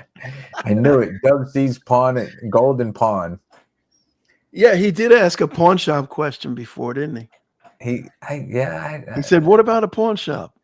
Maybe, yeah. Maybe that's how he gets his good deals on. And he did say something about coins. moving 2 ounces. It was a catch and release. He said so. Yeah, I saw that. He said he did a catch and I release picked this up week. on that. It was catch and release. What I mean, or maybe he's just personally flipping. I don't know. He has a bunch of unique stuff, and pawn shops get unique stuff. All right, Dubsy, I'll quit talking about it. I'll quit talking. Quit telling your secrets. Jolly Roger says when you get off the plane in Chicago, they give you a gun. Only at Midway. O'Hare, you're up north. It's okay. That's funny. You know, I forgot, Dub. I still haven't watched the video on the little what do you call that thing? The nib, whatever the hell that thing is. Dubsy, the mystery man with all the knowledge. Honestly, Littlefoot, if Dubsy on the pawn shop in Minnesota, it was only because it was his cover up for his CIA job. That is true. Well, I think maybe he was a professor at the university in Chicago, and then just ventured out. Could be. So what's in store for Pure Metals? What's looking next? Oh, well, like immediate next in the next month or two is going to be we need to get the iOS app released. There's a lot of people waiting for that. Apple in their glory has came back to us and told us what they wanted from us to get it on the App Store. So we need to do that. Right now, like literally the last couple of days, we've been working on. We've had some problems with people onboarding to our seller process, like through the seller process. So we fixed that. That's going to be a whole lot better for people, and there won't be any problems getting more sellers. With all of that being done, we're going to really start kicking up trying to onboard even more sellers. And we have an eBay integration right around the corner as well. So you'll be able to do like a synchronization with eBay because a lot of people are on eBay. So we might as well try to take advantage of that. A lot of people also have their own websites and like WooCommerce and Wix and Shopify. So we're working on those integrations as well. And we're working on also you can upload through like a CSV file, like an Excel file. So if you have a bunch of stuff just in a spreadsheet you want to import, and that could be very helpful for people. So, Matt says ACH payment. Yeah. That would be so awesome. I think what we might do, Matt, and tell me, Chris also, I just told him this earlier too, thinking about maybe doing like ACH payments for like, you can apply for that because there's just like, if someone bounces an ACH payment, it charges us $4 and doing that over and over and over again. Like, a couple times is okay. 20 times is from a single person could be very troublesome. So we're thinking that we just do ACH. ACH is crypto. Don't have any plans for crypto at the moment. That's kind of getting into the realm of checks and cash. Yeah, that would seem like it'd be a mess. Yes. So the those are the things we're actually working on right now. We're just, what we found is there's things that could just be better on the website overall. So we're, instead of making new things and doing new things, we're really just like, okay, let's spend the next couple months maybe refining and just, okay, this is something that's really used. Let's like upgrade this and make it just feel better and look better. Okay, this isn't being used at all. This random feature that we added months ago. Okay, let's remove that, clean it up, and get rid of it. So that's really the next month or two. You'll really see the website get refined for efficiency, for conversion, for ease of use, even more than what we launched with. So that's what we got going on. Nice. So Jolly Roger, no, ACH is like an electronic check. It's not crypto. Oh, yeah, it's like a bank transfer. It's like it practically acts like a check, pretty much. Matt Chuck says the most common complaint he gets is probably that you can't do the ACH. But I could see where that could be a problem because somebody's going to try and do an ACH and they're getting paid on Friday and it's like Monday and it clears before they get paid and then it bounces and then you have to mess to clear up. Yep. I mean, right at lunch, we had like 3 or 4 of those. And that's why I turned it off. I was like, wow, that could be a big problem. But there's a lot of loyal people on Pure Metals that come back over and over and over again. So, if you build a relationship with us, we can implement, we could totally like turn that on for certain accounts. That's something we're floating. Thanks, Dub C. Dub C says he's got to go close up the pawn shop right now. So we'll see you later, Dub C. Prepare for closing up the pawn shop. C. Down here at the pawn shop. Chris in Virginia says the buyer should pay the ACH fee if they screw up. That should not be your cost. Yeah, but the problem with that is they're already bouncing a check. So to rely on them to pay a fee. Exactly. How do we and also how do you like if I could figure out a way to automatically make that happen and like automatically draft their account for $4 every time they make that mess up, I would do it. I was looking into doing that, and that would be part of like the terms of service with us. But that's like not possible. So what happens is like we have to like make you pay before you can use your account again. There's ways you can circumvent that, 1, and 2. If you see that, you might just say, "Screw this! I'm not ever coming back." So, hey, I wonder if there's a way that they can have like funds on deposit, and then you could just deduct from that, like a wallet. Yeah, like a Pure Metals wallet. You add $500 to it. Well, listen to this. Let it mature. You want to hear some like big brain stuff? Okay. Stripe actually allows us to issue. I don't have it enabled, but we can work through the process of issuing like debit cards. So you could have a Pure Metals debit card. So as a seller, let's say you've sold $5,000 worth of stuff, okay? And instead of just taking it to your bank account, you could just use a debit card that's always linked. So, monies that's coming in, you can literally have instant access to it from a debit card. That's like something cool that could be implemented with like extra features and perks and stuff like that later. But the wallet system we actually like kind of already have half built because we want to do something like that, and that's something that I want to do as well. And people can load funds into it. People can we can figure out ways to get the fee down lower, because if we're not transferring, like Pure Metals already has the money, you're going to buy from a seller. Like the money isn't actually moving anywhere. You're just using your wallet balance. We already have the money in the account. We're just shifting who it goes to, That would give the sellers a big step up, because if you're selling and then you have money in there instead of withdrawing it, then hey, you see this piece that you want to buy, there you go. You're all set. You got it in there ready to go. Yep. And that would be a way if, and once if you had to deposit money from like a debit card or a bank account into our wallet, you would have to pay that fee to get the money in there. Or if you do a bank transfer, it could be really low. And then you just spend on the platform without doing fees. So you kind of just pay for it all up front. So that's, I saw Gold wants a debit card. I think it was Matt Chuck said something about the. I'm looking at top chat. I need to go to live chat. The coupon I feel like feature. I'm missing stuff. Is there a coupon feature in the works? We already have one. Okay.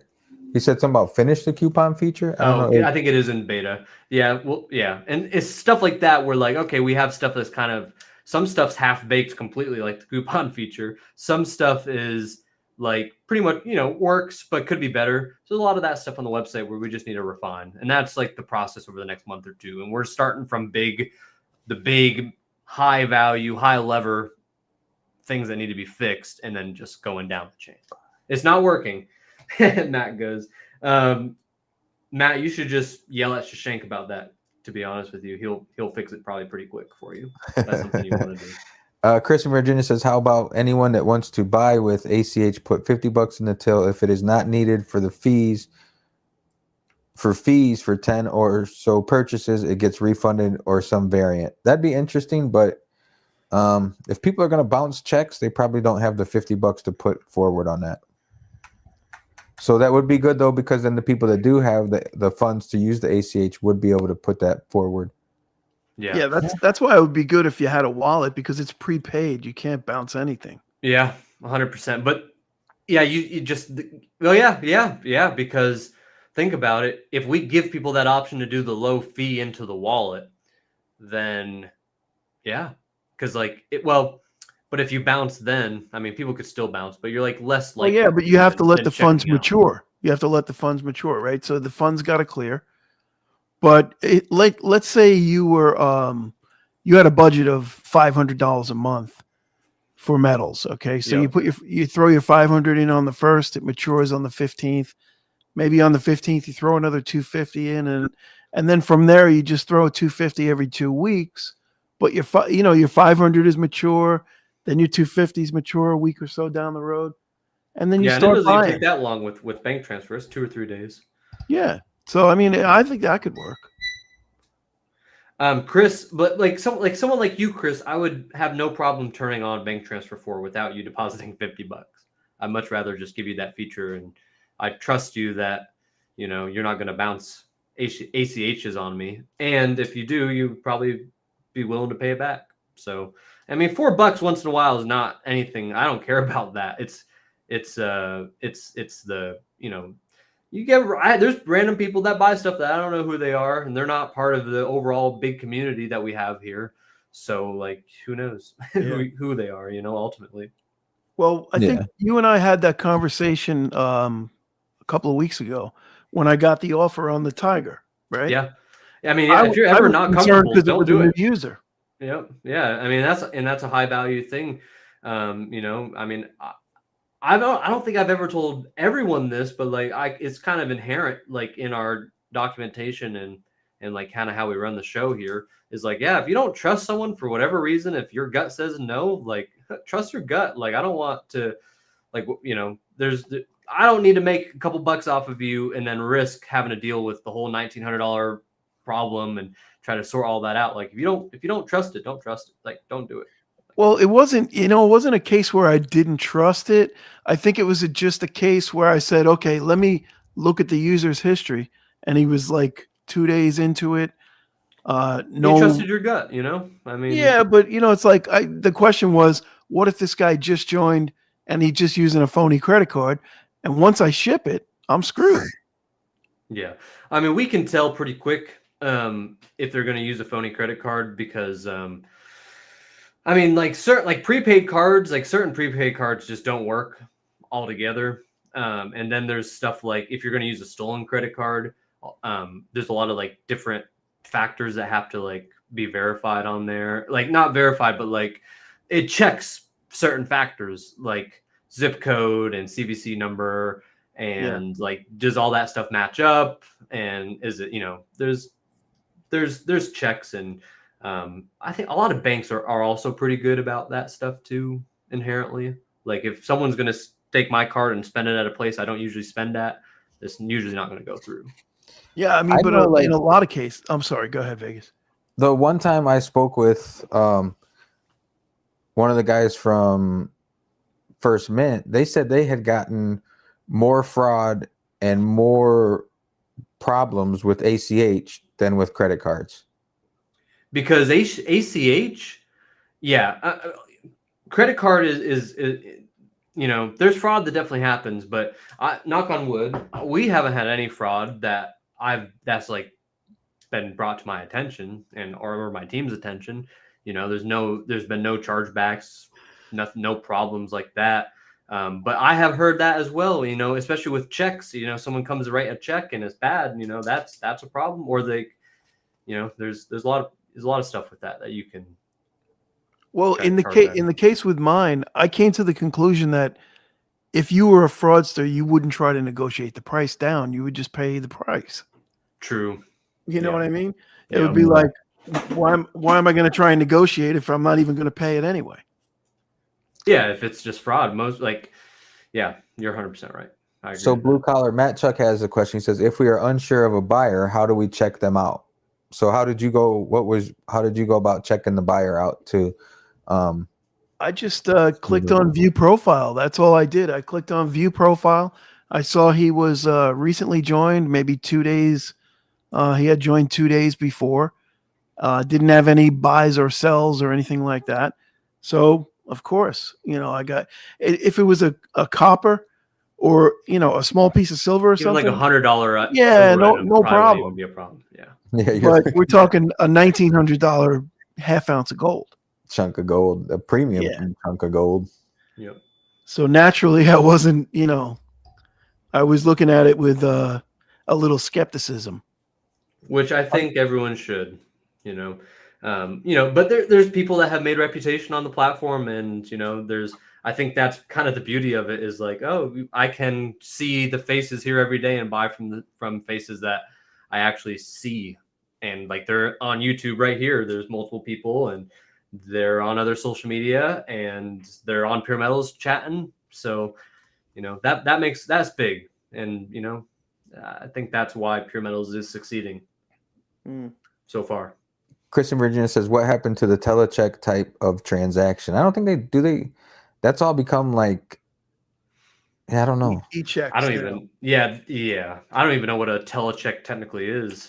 Well, telecheck was literally you would call. Yeah, I know. I used to get telechecked all the time. You basically you give a check to a vendor. The vendor runs it through a machine. It sends the information to telecheck, and telecheck says we'll back the check or we won't. And I think they take like 1%, something like that, or a 0.5%, depending. And they guarantee the check. That's how They're probably out of business. They probably got scammed out of business. No, I don't think so, because they were pretty stringent. Matt Chuck says you're making him nervous. He sold a 10-ounce bar to a first-time buyer this morning. Well, hey, 10-ounce gold, 10 gram. You mean? Maybe? Sold a 10 bar. He says sold a 10 bar to a first-time buyer this morning. I don't know what you mean. I don't know if it's grams, ounces, silver, gold, platinum. And ultimately, Chuck or Matt, I mean, you also have like our guarantee in place. Like if 10-ounce silver. Oh, I would be way less worried about silver, honestly. I mean, if a schemer is going to come on the platform, why would they do $400 when they could do 4,000? Exactly. Yeah. But the one thing you got to think about, and I think about this often, right, is like I rejected that guy because of the criteria that I used, right? That guy could have been a baller. He might have come back and cleaned me out. He might have bought the other 2 1-ounce pieces. Yeah, 100%. You never know what's going to happen. Sometimes you got to say, what the fuck, right, Joel? What was that from? That was from Risky Business.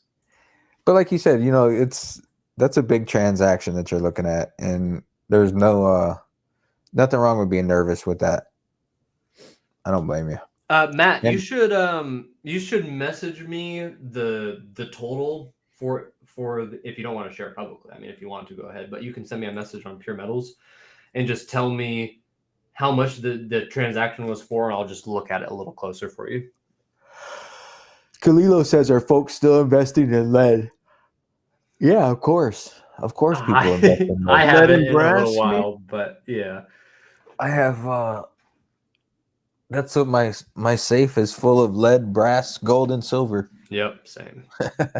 I don't have room for lead and brass anymore. Too much silver. That's not a bad problem. I wish that was my problem. Silver Sleuth's in Hawaii, so he's Second Amendment challenged. Oh, Jesus. We just got approved for open carry down here. In Florida? Yep. Open carry is now legal. Hell yeah. Not that I would ever do it, because you don't want anybody knowing what you got. Yeah, that defeats the purpose a little bit. I mean, it's not. What is concealed carry like in Florida? Yeah. What is no permit. As long as you don't have a felony, anybody can conceal carry.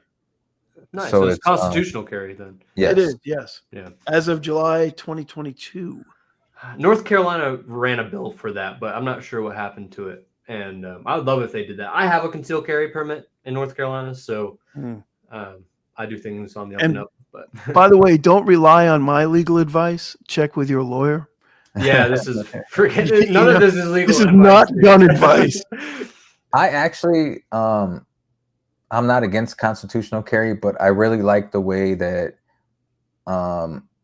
Vegas does it, Nevada does it, I guess. You have to go to an 8-hour class to get your carry permit, which it's actually sort of bullshit because they really don't teach you much, but it still gives people that, you have to have that dedication to go for 8 hours and learn. And there's ways around it, but constitutional carry, man, you get some knuckleheads out there that just think they're John Wayne and shit, and it could be dangerous. Were you talking about open carry though, or you said constitutional? I just want to make sure we're talking about the same thing. No, constitutional carry means you can conceal carry without. The constitutional carry is you can conceal carry as long as you don't have a felony. Yeah. Yes. Yeah. Well, I was talking to somebody about this just today, and we were talking about open carry, right? You're in a bank. You got your sidearm visible. You can't. Somebody comes in to rob the bank. You're the first one they're going to shoot. Yeah. 100%. That's what they always say too. Yeah, you're the first target. Yeah. Yep. Yeah, I'm not about open carry. Really. Yeah, if you're somewhere where they're going to rob it and you got an open carry, you're the first one they're either going to shoot or take care of first. So yeah. Khalilo says, "What's your EDC, blue collar?" I don't think blue collar. I don't know. Actually, my everyday carry is a Morgan and a peace dollar. What else did I saw? I saw no loose, no classes, no proof they can handle their weapon. Yeah, Christopher says that's loose, no classes, no proof can handle their weapon. Yeah, that's why I'm not constitutional carry sort of sketchy. Like I know this is my opinion on that though, because the criminals are going to conceal carry no matter what anyway. And those are the real people ultimately. That and the crazy people, they're going to conceal carry. Like the people that aren't mentally there, if they want to, they're going to. And I have literally seen that firsthand. And I mean, I'd rather have more citizens armed than not, personally. Yeah. That is true. Day. Well, I mean, I've lived here in the gunshine state for 22 years. The gunshine state. Right? I can't even tell you any time I've ever seen anybody have to pull a weapon and defend themselves or others. Never happened. And that's a good thing. Yeah, well, thank God. But my point is, everybody's got a gun here. Everybody. That's like Arizona is constitutional carry, and when I was going through one of my CCW classes, we have to get it renewed every 10 years, I think it is. Anyway, when I was going through one of the classes, she said they were doing a class in Arizona. Well, Arizona is constitutional carry. So she saw somebody one time, and I mean, she was the lady that was doing the class, her and her business partner, they did like bodyguard training and all, they did like a bunch of training. And she saw a guy and she's like, "Hey, no, you don't have to answer this, but I noticed you don't have a bulge. I don't see that you're carrying anything. Is there a reason why?" And the guy's like, "Well, I'm a felon." So pretty much in Arizona, if somebody's not carrying, it's because they're a felon. So it's similar to that. Everybody has one. So it's like you mess around and you find out real quick. Yeah. Right. But I know a couple of felons that carry every day. Oh, I'm sure. Yeah, and they're not criminals now. When I say they're felons, they might have a felony from the 80s, but that precludes you from carrying. It's like not anything violent. Yeah. Well, this particular guy that I'm thinking of, it was violent, but that's the particular guy I'm thinking. I mean, he beat up an old lady for crack money. Come on. Blue collar knows some rough people. All right. Not that bad. He had to beat up an old woman for her purse so he could get crack. Littlefoot says, "I'm lucky enough. My brother-in-law is a weapons instructor for the state. He trains officers." Nice. That's cool. Jolly Roger loves Glocks. I'm also a Glock guy. I think. I've never owned a Glock. They're so damn heavy and bulky. They're reliable, though. They are reliable. That's what I care about. Khalilo says, "What about home defense? Double out buck is my go-to." That's not a bad option. Double pit bull is my go-to for home defense. Yeah. I mean, I got my Glock next to the bed, and then big German Shepherd to wake me up before. So Yeah, see, that's the thing. I don't know if my pups will wake up. They will wake up because if you're breaking in the house, you got to make some noise. So, Oh yeah, yeah. I hate to tell you, but you're not going to break in my house without making some noise. Yeah, you're pretty secure. So, and then it's well, I don't want to get into it too much. Listen, do you have a hide a key under a rock right next to the house? You know what? When my That's when my dog sitter locked herself out of the house, she's like, "Well, you don't have a spare key hidden around." I'm like, no. I'm like, yeah, check the third rock from the no spare key hidden. Then she's like, "Oh, well, does your neighbor have a key in case of an emergency?" I'm like, "No. Do you know you're in Vegas? You know what? I'm confused here. Where are you living? Because I'm not giving my neighbors a spare key. Sorry." Yeah, my neighbor's a felon. I don't know my neighbors. For MCS, you are probably more than safe with that transaction based on how they paid. Nice. Yeah. Very nice. Yeah.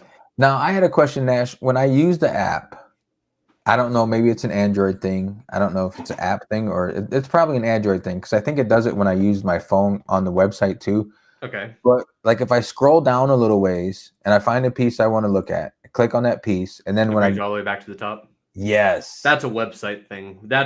These are the types of improvements that are literally on my list of like I'll tell you how many pending things we got going on that like we want to do, and like that's like we found issue that we wrote down.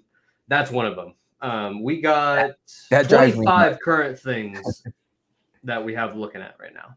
That one drives me nuts because like you scroll through, like, you're getting more and more stuff every day. So like you're at the very bottom of the list. Yeah. You're almost to the bottom and you see something, you click on it and you're like, yeah, all right, let me look back. And then you're all the way back at the top. And it's like, what? Come on. I wonder if that's an Android thing, app thing.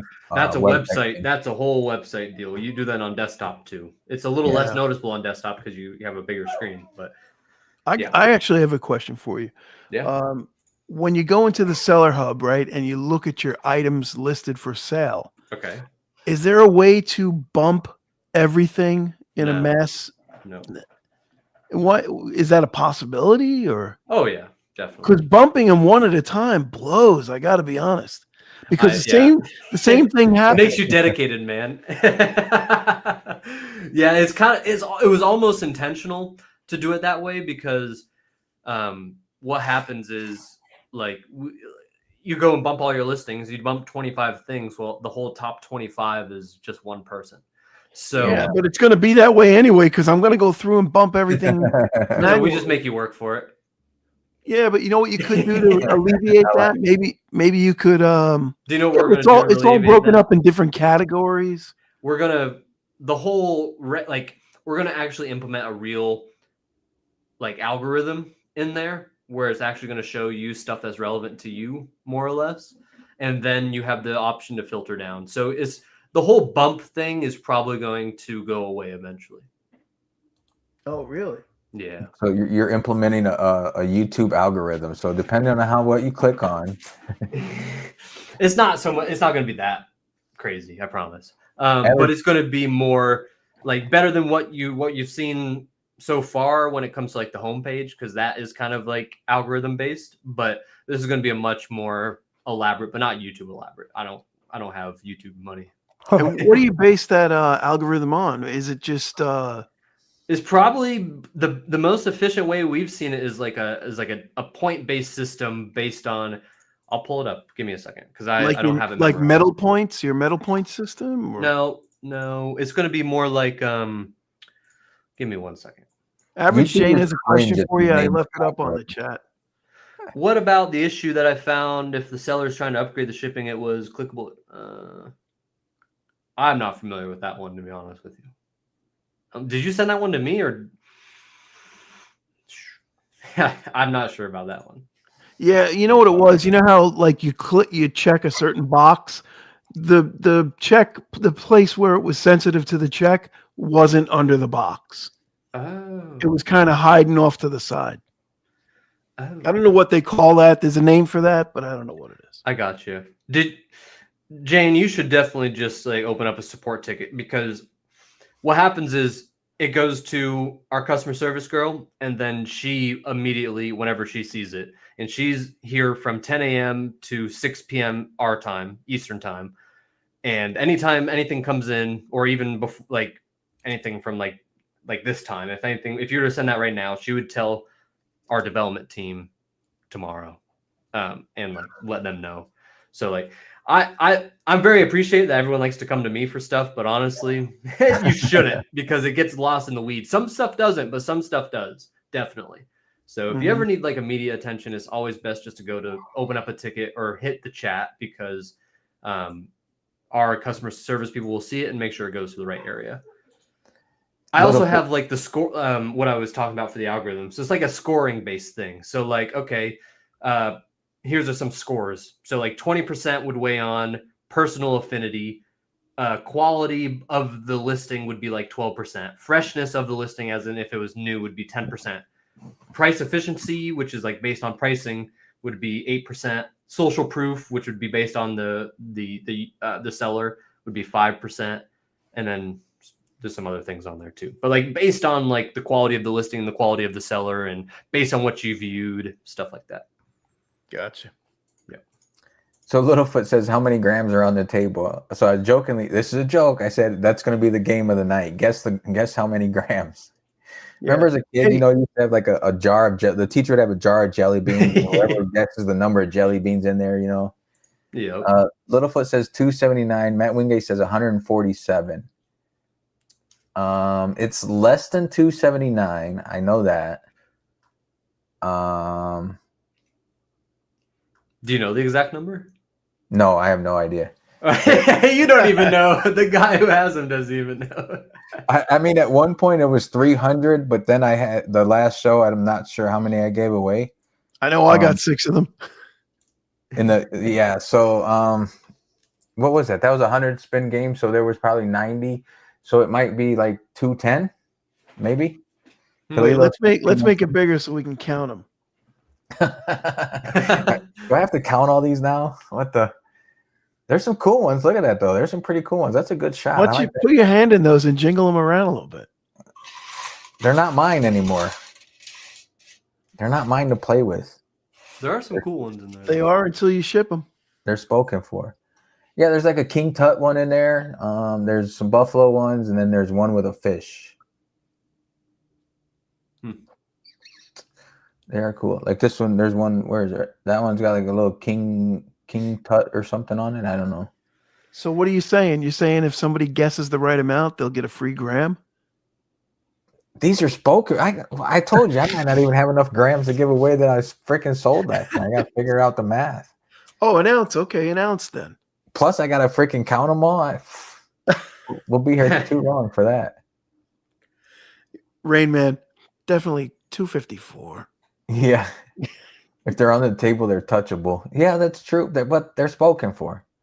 Yeah. They're paid for already. Mr. Happy Stacker 69 says, Nash, I don't seem to get notifications when he wins an auction. When I win an auction. See, the auction is a whole nother thing too that I want to redo, because I think it can be way better. I don't think it's where it needs to be. And a lot of things are done auction. Like a lot of people like to use auctions. So I think ours doesn't get utilized as much as because it's not that good. So we're working on that too. That's on our list as well. What are you doing? You counting them off camera? I need a scale. If I had a scale, I could just weigh them all. Wouldn't that be something? Yeah. That would be genius. Absolute sheer genius. That's Wile E. Coyote level thinking. Too bad I don't have a scale. Now I know how many goldbacks are there. I don't know how many grams are there. Yeah. I'm surprised you don't have a scale. I got rid of that when I was like 24, I think. Oh, okay. Don't forget to tip your waitress. Yeah. I know, Chris. I thought I ended that should have ended. That 1/10 gold piece I have on there. And I need to update that. Well, you got that price tied to spot, I hope. Yes, I do. Yeah, that's Dude, what I did that's- with my gold tigers. I tried to do. I think I did. Did I do it with? I did it with the goldbacks too. It wasn't easy because on the 1/2 goldbacks, it's 1/2000th of an ounce, and it wants to round it up to 1/1000th. Oh, see, I wonder if we could, because there's a lot like gold. I'm not sure how many exactly sell, but there's a lot of people that have gold backs for sale, and Yeah. I'm all about it. I almost feel like we should do like a gold back price integration too, but pulling that data, I don't know where we pull it from. We'd almost Well, have to it's just spot price, you know. It's the same. You basically put the weight in and the spot price, and then a percentage oh, that you have to charge on top of that. so they're just getting their like uh Goldback is getting their price that they list on their website just from the spot value. Oh yeah, on one Goldback, because it's it's one Goldback based is on 1/1000th, right? It's basically based on spot divided by the weight times 2. Got it. Okay. Yeah. And then you carry the 3 and you pick your left toe. Move the decimal place over 3 spots. 2 times spot. FG. That's actually there will be a guy from the Goldbacks coming on our Saturday show in 2 weeks, I believe. Oh, that's sweet. I saw that you guys had some pretty. I wish I'd been able to come to more streams overall for everyone, but I mean, some days are better than others. And I have seen though that you guys have had some pretty decent names on recently. You had Pitbull Bullion, which was a big one for me, and then you had the Alpine Gold guys. That was pretty cool. So yeah, we got some big names coming up.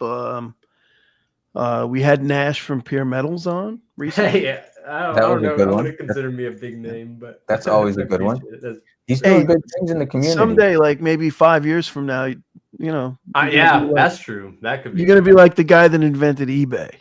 I hope so. We had Sal. I don't know his name, but or her name. Do you know the guy who invented PCGS? Not a clue. No, me neither. Kalilo says, anyone ever get through to Thousandaire Radio? I went back and forth with him just on comments on videos, and he sort of disappeared. I haven't even seen him put out a video lately. The invitation is out there. I've let him know that whenever he wants on to let me know. So that is up to him. We have the Coin Cutter coming on. Coin Cutter, mate. Coin Cutter, mate. He will be on this upcoming Saturday, I believe. Is that correct? That is correct.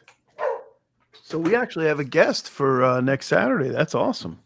We're a step ahead. We have the next 2 Saturdays booked. Nice. But on we the don't 4th. Mondays. I don't think we have any Mondays booked right now. So if anybody wants to come on, give us a shout. It's been easier to get Saturdays because we're picking the UK guys. Yeah. Well, I like that's sort of. I like what we've been doing with the random guest. You know, somebody jump up on stage type deal. That's always been fun. That's fun. always been good. Yeah, that idea is I like gaining that popularity too, man. Yeah.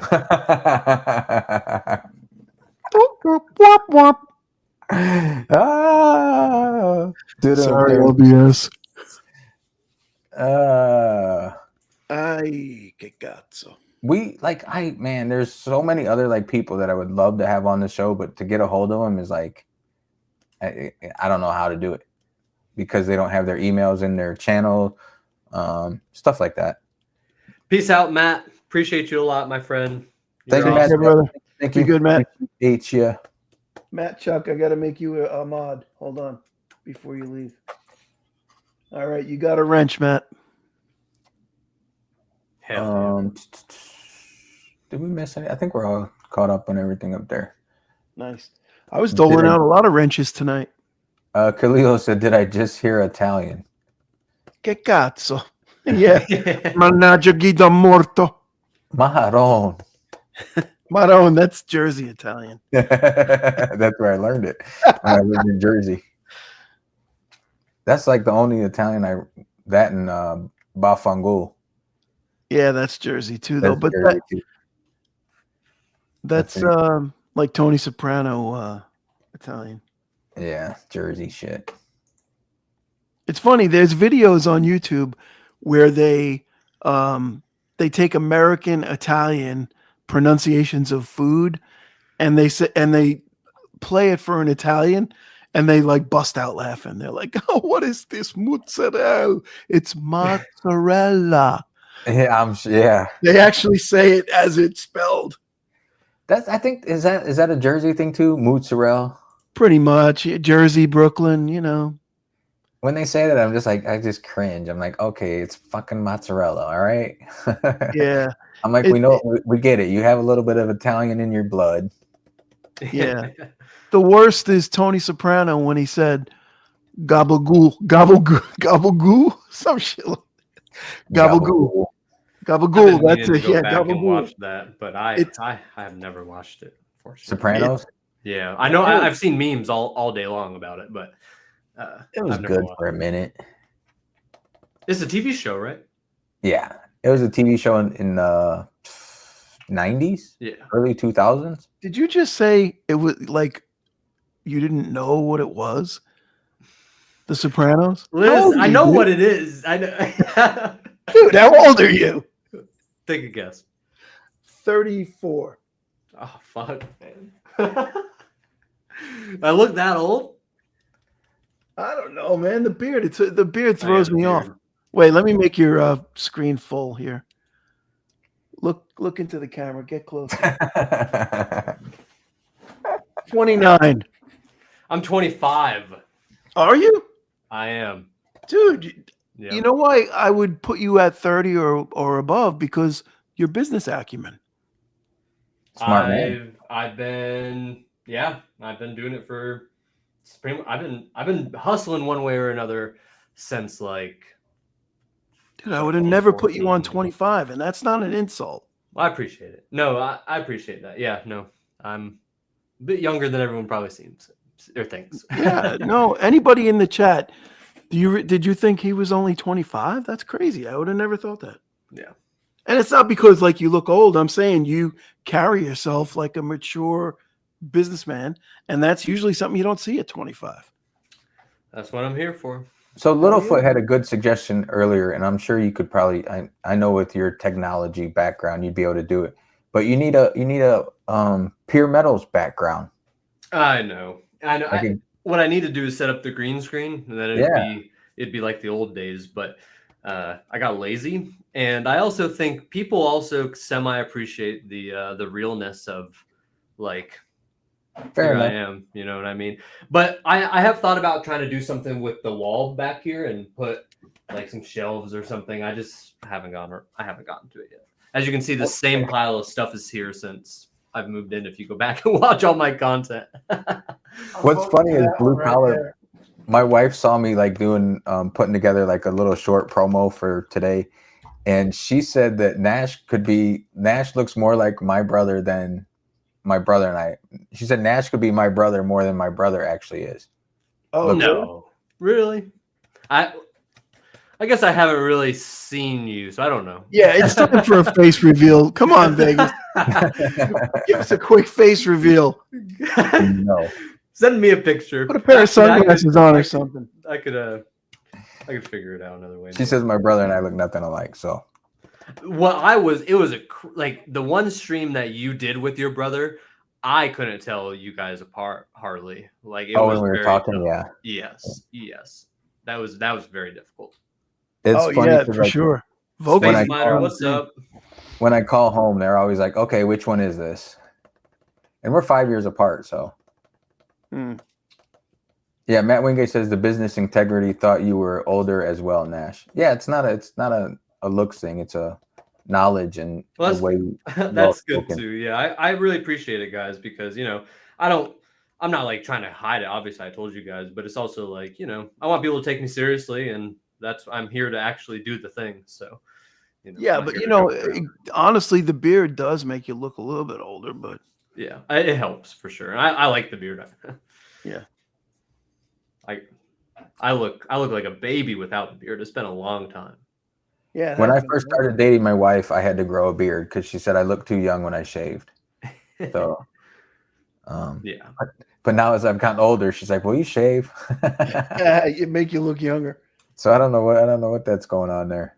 Maybe it's all the gray in the beard. That OC Stacker, what is up? What is up? Yep. OC's in the house.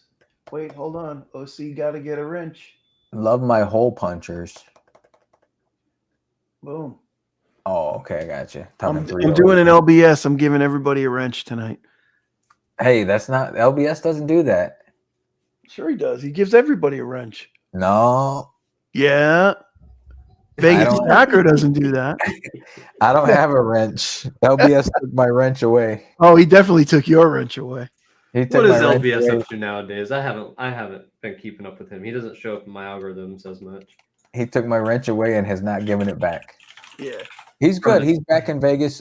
He's doing his early morning drive around, singing while he goes and looks for goldbacks. And he's done a couple live streams. He had Humble Stacker on the other morning.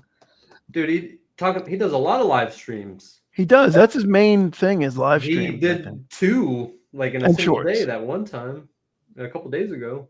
That's all. Yeah, that's all he pretty much. I mean, he's a live streamer. He streamed 3 times this one day. Man. Yeah, okay. Well, like some of those, he'll just be like in a car ride, and he'll just takes you for a ride. You know, it's like he likes doing. I kind of like the car ride videos. I in a way, I think he should tone the singing down a little bit. He's not the greatest singer. He's not terrible, but I think maybe just give us a little narration. You know, tell us what we're looking at. I like the driving videos. FG, the wrenches don't carry over. When Blue Collar hosts, he has more wrenches given away than I do. I don't know. I just don't do it. Littlefoot says he watched this morning. It did not work out for the Goldbacks. I don't understand. And LBS, if you're watching, I get it. It might be like the fun of the hunt and a little video content or something. But if you're going to get Goldbacks out of those ATMs, they're a ripoff. And I'm sure if you're watching, you know they're a ripoff, and you just do it for the content or just because you have some cash in your pocket. But there's better places to get Goldbacks, bro. I'm sure he knows that. It's just it's maybe he likes good video content. Yeah, that too. So he's doing the content going to the Goldback ATMs, huh? Yeah. I haven't watched his. He's been doing that for a while though, and like every time he goes, like they're always out, they're always broken, or they're always out, or dang, something. I don't know. Sucks. Someone needs to do that better. They talk about a premium. Littlefoot says, I think it's funny. It's like you're riding along in the car with him in real life. I think you would sing just the same. I like the car ride videos, but yeah, maybe curb the entertainment. You know, the music that he plays kicks ass. He had some Journey on this morning. I'm trying to think of what else he had on. He had Journey. Can't remember the first song. It was a little bit harder, the first song. It wasn't Metallica. I don't remember. He does have good music taste. And he always seems like he's on the go. Like always. Even when he was on your guys' streams, always on the go. He shot out of a cannon. Yeah. He was he took us to Trader Joe's a couple times, pick up the kids a couple times. Littlefoot has never saw an ATM that gave Goldbacks. It's a gimmick. This must be big city life. They're always in the ghetto too. They're like in the shadiest spots, I swear. I went to one. I did a video on one when I first started doing content. I thought it was the coolest thing ever. I'm like, yes, I'm gonna get like 3,000 views on this video. Yes. And it's like, no, it did shit. Jolly Roger AR, could you do me a favor and be critical about our video that comes out tomorrow at Littlefoot? Jolly Roger, you want some criticism on your video? You came to the right place. Also, I just looked up. There's like less than 10 Goldback ATMs in existence, and 1, 2, 3, 4, 5 of them are in Vegas. Yeah, and probably 2 of them work. Right. Damn. Probably not even that. Probably none of them work because the price probably moves so much that they don't even mess with it. I would And then think the price would be tied in I electronically. know, It can't be that difficult. Man, if you've seen these places where these things are, I don't know if they're. Oof. Yeah, but they don't invent the machine. They don't make it. They might not even It's have like an internet. ATM machine, you know? They might not even have internet in these places, bro. Jay's Yeah, Market. but no, if they, Mr. Bill's Flamingo. Okay. Yeah, These are the names of the stores they're located in. yeah. the one that Mr. he goes Bill's, to is J, what is it, Jay's Marketplace or something? Mr. Bill's is a smoke shop. Yeah, this one's Smoke Factory. Yeah, they're all smoke shops, and they're all like next door, right next to a Bitcoin ATM too. Yeah, that's where all the smoke shops here got Bitcoin ATMs. That and like, there's also some in the gas stations too. Jolly Roger says, "Oh, good. That would be awesome if you guys could criticize us."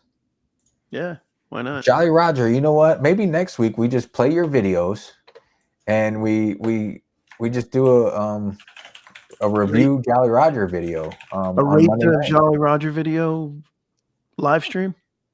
Yeah, we could. We're not gonna roast them. Well, Oh, it's a cooking show. Maybe they maybe cook. roasting Yeah, I would, just had to look it up. Wow. Okay. maybe roasting would be a good compliment. I don't know. FG says Vegas also has slabbed Pokemon vending machines. What? They Yeah. just had a Pokemon event out here. Convention? Did you go? Did I go? No. Dude, I bet it was packed. I'll bet you it was packed. too. Yeah. I bet it was. My wife, she had a player on her table and she commented on his shirt and he gave her a pack of Pokemon cards. There was nothing good in it, but she got a free pack of Pokemon cards. Who remembers Pogs? Not me. All right, so Jolly Roger likes that idea. You want to preview one of his videos? You could put it up on screen. Let's do it. These look Let's do it. actually Let's rather just entertaining. pick I'm any looking at them right video now. and we'll watch it. A short one. Look at the Jolly most Ro- recent one. It's 7 minutes. We'll do the most recent one. Yeah, just All right. that way We'll it's put you up on completely screen, like he's Jolly. up to date. We'll give him criticism Share on his screen. most latest content. I'm You're waiting putting on out a you. lot of content. That's good. All right, here we go. We got sound? Right now, you can get 30 sticks for $36, which Wow, that's a meat stick commercial. Okay, we are doing my grandmother's Can you hear the volume? cornbread from scratch, Yeah. Yes. handwritten by my mom. And this is the beginning of when we're starting to think about Thanksgiving for y'all, because to be honest, y'all are going to have to start thinking about it in about 6 weeks. I want to kind of get some of these videos out to y'all and ahead of time so y'all can plan for it.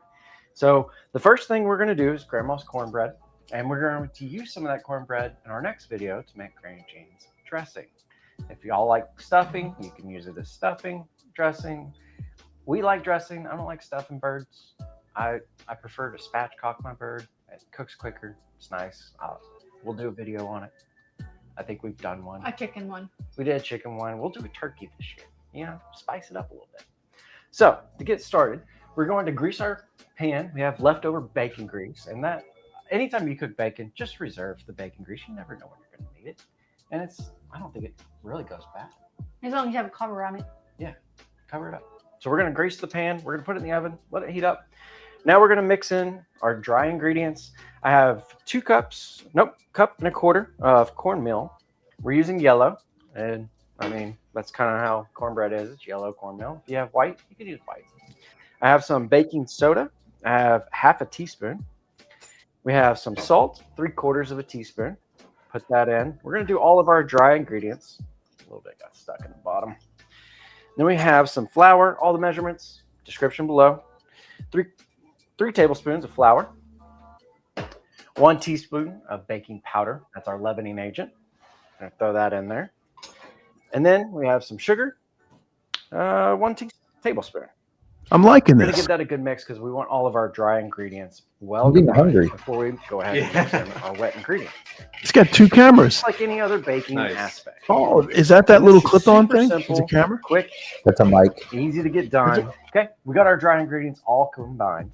We got 2 eggs we've pre-scrambled. We're just going to toss that in. And then we have 1.5 cups of buttermilk, and we're going to put that in. Thank you. I just don't want to Good get raw assistant. egg everywhere. Thanks. All right, so our buttermilk goes in, And then we're going to mix this batter all together. And then when our pan is hot, we're going to pull it out and we're going to put our batter in it, make an even layer pan. Oh, By so the you way, heat the I'm pan? gonna set it 425 Oh, look at this. degrees. Little overhead That's action. Fahrenheit.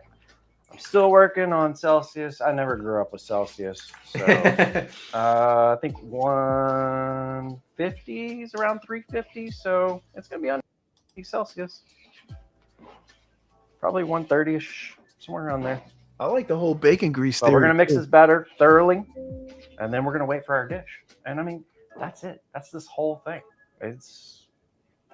We're almost done and eating, to be honest with you. This is going to bake for 25 minutes, but the hard work is over. All right. That's it. Now we wait. Wait for the dish. Quick, quick, quick. Now, if you are making it this weekend, making this cornbread, you're going to want to save a little bit because we're going to be using that to make the dressing / stuffing next video. All right, so our bacon grease has been in there for just a couple minutes. All melted. It's all melted. We're going to go ahead and add in our batter. And we're going to level it out just a little bit, give it a little shake. Make sure you get every little bit of it. Forget to put the gloves on. And then we're going to throw this in 425, 25 minutes. And then when we pull it out, we're going to let it rest, maybe. Good? Yeah. All right. Looks good to me. Oven. The Jolly Roger. Look at that right in the background. Very nice. All right, Yeah, and he there you has go. his Green logo as an beans, LED my light on the grandmother's. left. Yeah. I think. Cornbread. I had to blank out for a second. All right. So now that we have this, we're going to use some of this in our next video to make our dressing. And just so you know, my oven fluctuates. It's old. It's old, so I have to turn mine to 450 to actually get to 425. So please check your cornbread. Maybe 21 minutes, 22 minutes. Mine got a little toasty on top, but that's perfectly fine. We can negotiate that later. So I took it out, put a little butter on it, took some pictures. Looks great. Smells fantastic. And Man, I'm hungry. I love cornbread. Oh yeah. I bet that bacon grease adds a lot. Yeah. I didn't even know. Bacon grease. It does. Kristen Virginia says he's old and fluctuates as well. And what that bacon grease does, by allowing it to get hot and then pouring the batter on top of it and then letting it go back into the oven, it crisps. It has really nice crisp Yeah, it like edges deep on fries the bottom edges, yeah. and on the sides. Makes it super simple to get it out of the pan. Nothing stuck at all. And oh my gosh, absolutely good. Tastes like my childhood. And yeah, Damn, you had a good childhood. it's good. It for cornbread.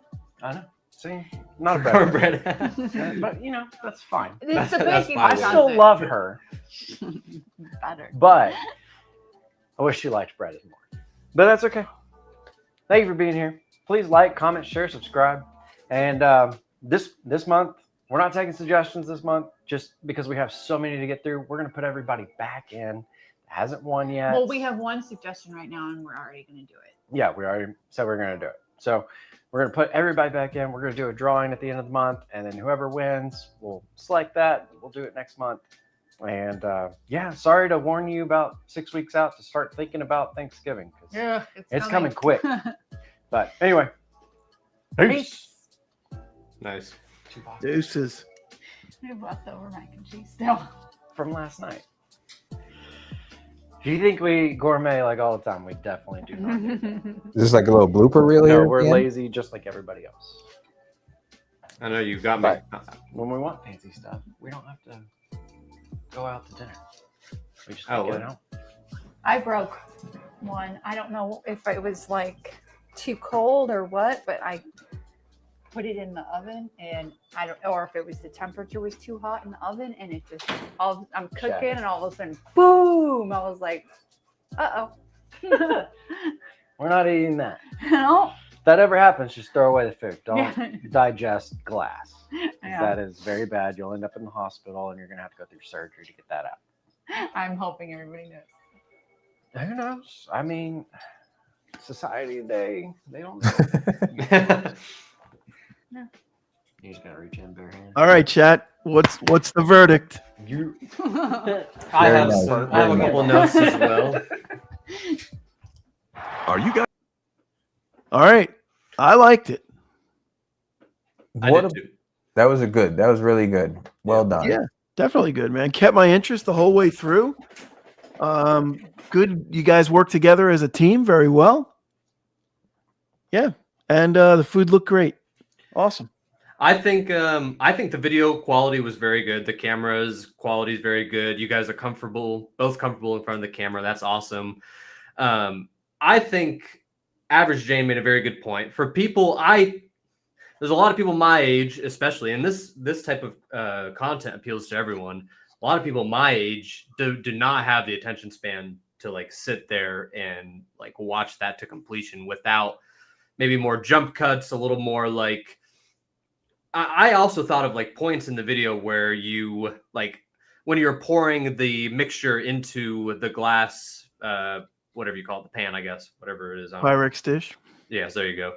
Like that's the perfect like up close video that you guys didn't do, but you're doing up close of like the mixing. Like I feel like you could have utilized that a little bit more.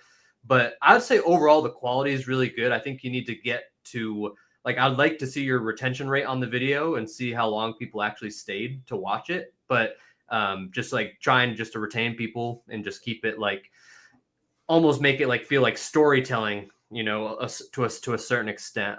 But yeah, overall, the quality of the video is really good. You guys are really comfortable. Those are two big hurdles, and you have the good audio. Those are two very big hurdles that people. Damn, Nash, you understood the assignment. Huh? Well, I agree with Nash like a little bit. Like maybe if you could do like an overhead view and have it like almost in the corner, sort of like how our screen is split up. Like if you could put it like an overhead view in like the bottom right corner or something while you're dumping this stuff in there so people can see it. Oh, like an overlay? Yeah, almost like an overlay. Like you can. Yeah, that would work. I would also just go watch the top 10 cooking channels, go watch their last 5 videos and just take hints from them. I don't know how comfortable you are with editing, but if you can get good with editing or you can eventually pay someone to edit for you, I mean, you could really, really, really do a lot of improvements with that for sure. I make a lot of content and like literally Pure Metals, the brand, like we've gotten to where we are thanks to social media. It's a lot of doing stuff like this as well, but I have made in collaboration with the people on my team, like over 500 shorts and other types of content. So I just been doing a lot of research. Your thumbnails are good. I like your thumbnails. Yeah, I don't do a whole lot of long form videos, but that's going to change eventually. Yeah. You do a lot of shorts. You've only had a couple of long form, but you don't really need it. Yeah, I don't think for what you do, I don't think you need the long form. Yeah, not as much. I don't think. It goes back to attention spans, right? People are only going to watch it for 2 minutes anyway. Well, you've gotten way more subscribers than Blue Collar and I put together in a shorter time. That's for sure. Oh, yeah. And But he's got legitimate business. You know what I mean? Yeah. We're got just nonsense. a couple of schmoes. You guys do good though, I think, as well for being a couple of schmoes. You know what I mean? Like, I think you guys make good content. That's why I'm here. Thank you. Maybe That'll be our new Monday night thing. We pick a video and review a video for somebody. Chat. Yeah. Does anybody else have any critiques on the Jolly Roger? That was very good. It was a good video though. Yeah, it was a good video. I enjoyed it. Excellent job. You held my retention. So, how long was that video? And we watched the whole thing. 7 minutes. 7 minutes. 7 minutes. Excellent. Nobody watches my videos for 7 minutes. And I'd like to know, like, realistically, how many people will watch that video for that long. I bet the retention rate is lower than what it should be. It's probably where they speed ahead to the end.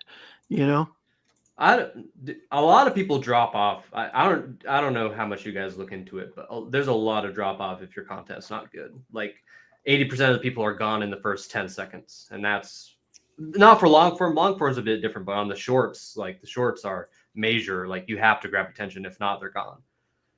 Yeah, I haven't made any content in months, so I don't know how my retention is. Used to be decent, but retention's hard. Yeah. Very hard. Yeah, my retention is less than 50%. I think most people's probably is too, but I'm going to go right to my analytics. Yeah, I'm looking right now too because I don't even know my exact number. Jolly Roger, how long have you been doing videos? I'm going to go to long form. High Desert Pioneer, welcome in. Wait, Monday Night Oh, Metal. Kalilo. Bald Guy Money is one I watch from beginning to end, rarely skip. I used to watch him, but I don't know. I can't watch him anymore. I don't know. So I actually saw that he tweeted that he's thinking about quitting YouTube. Really? Mm-hmm. He doesn't put out much content anymore, right? Well, maybe that's something to do with it. That has to do with YouTube not giving up the money. And yeah. They, it's bad enough that they only pay 5 to 6% of content creators because of the criteria to get there. Right. But then they don't pay dick once you get there. Yeah, it is tough. It is tough. It's stupid. It's like I thought about quitting YouTube, except for the live streams. I have quit YouTube except for the live streams, pretty much. See, in my opinion, especially at all of our levels, like you got to figure out other ways to monetize your audience other than relying on YouTube ad revenue. Even up to like 100K. Like that is what the strategy of the big guys are telling people to do, is like, you need to figure out other ways to monetize your audience other than relying on the YouTube, because it doesn't pay shit, Right. No, you got to get them to click and buy something from somewhere else, but not even that. That's not why I'm here. No, and also it's part of your objective too. But I bet if I would buy one of your guys' t-shirts. I thought maybe more people would buy mine, but that's okay. But I think your guys is you're not a brand. You know what I mean? You're a guy, and if someone wants to rep Vegas Stacker or Blue Collar Stacker, I mean, why not buy a t-shirt for $20 or something? You make a few bucks, but it's better than nothing. Yeah. A lot of people with the memberships. A lot of the memberships, even like, I'm a nerd. I watch freaking people play video games, and the only reason they make their money on the memberships, because you got these people paying $10 a month. And if you have 500 people paying $10 a month, that's good. That's $5,000. And I mean, even after YouTube's cut, you're still making $3,000 out of it. So, it can, when you get the memberships and you get the people like that, and the sponsors have a lot to do with it. But what's up, 49? Good to see you. What's up, 49s? But it's one of them things where it turns into a job, and oh yeah, totally. Yeah, 100%. There's nothing wrong with it. But some people might just want to do it as a passion and just like a side thing. I mean, that's completely fine. Like a lot of people, what I've seen is like somebody will live stream for 20 minutes and then it'll be like, all right, we're gonna finish. Go over to my Patreon, and we're gonna finish the show on Patreon. Yeah. And I kind of in a sense, like, a lot of people in this community, in particular on YouTube, in my humble opinion, are here to like hang out with each other and like watch people's streams, watch people's videos, interact with them, and just like hang out, more than like, oh, I'm a major fanboy, like how a lot of other things are. So I don't know. And like with Bald Guy Money, he wasn't even really into precious metals until like he was into a bunch of other stuff, I thought, as far as investing. And then he turned more towards precious metals, and now Silver Sleuth says he's got an email list and subscriptions outside of YouTube, so maybe he takes it off of YouTube and takes it in that direction. Ball Guy? Yeah, probably sell him some sort of like, who knows what he sells them. I don't know. So Jolly Roger says he's been doing it for a year. Stick with it, Jolly Roger. If you're having fun, and you like doing it, stick with it. I'm not familiar with the cooking channel, so I don't know what could become of it. But stick with it if you like it. I think you could do a lot more with a cooking channel than you ever could with a precious metals channel. Personally, no offense, to everyone here, we're all in the same niche, right? Yeah, but small there's a niche. lot. It's a small niche, and there's a lot of potential. But that also means there's a lot of competition there too. So getting to a point where a lot of people watch you, you really have to think about how creative you have to be compared to the next 10 guys that are doing the same thing at your level, and then all the big guys. Like, how are they keeping people? Why do people want to watch you over the big guy? I don't know. I haven't watched the big guy, so I don't know personally, but they make up their minds. The audience make up their minds quick. So yeah. And the precious metals, it's tough to find daily content, or for me it is anyways. It's tough to, but like with cooking, you got different recipes you can do all the time. You got different holidays and stuff, which pretty cool. Lots of content to be made there, I'm sure. Yeah, and the shorts and the TikToks. I mean, there's so much viral TikTok food that, like, my girlfriend watches. Like, she finds freaking recipes on TikTok. So why, put your recipes on TikTok? I'm assuming some of these are your recipes. Just make something and then put the recipe up on there for TikTok. Okay.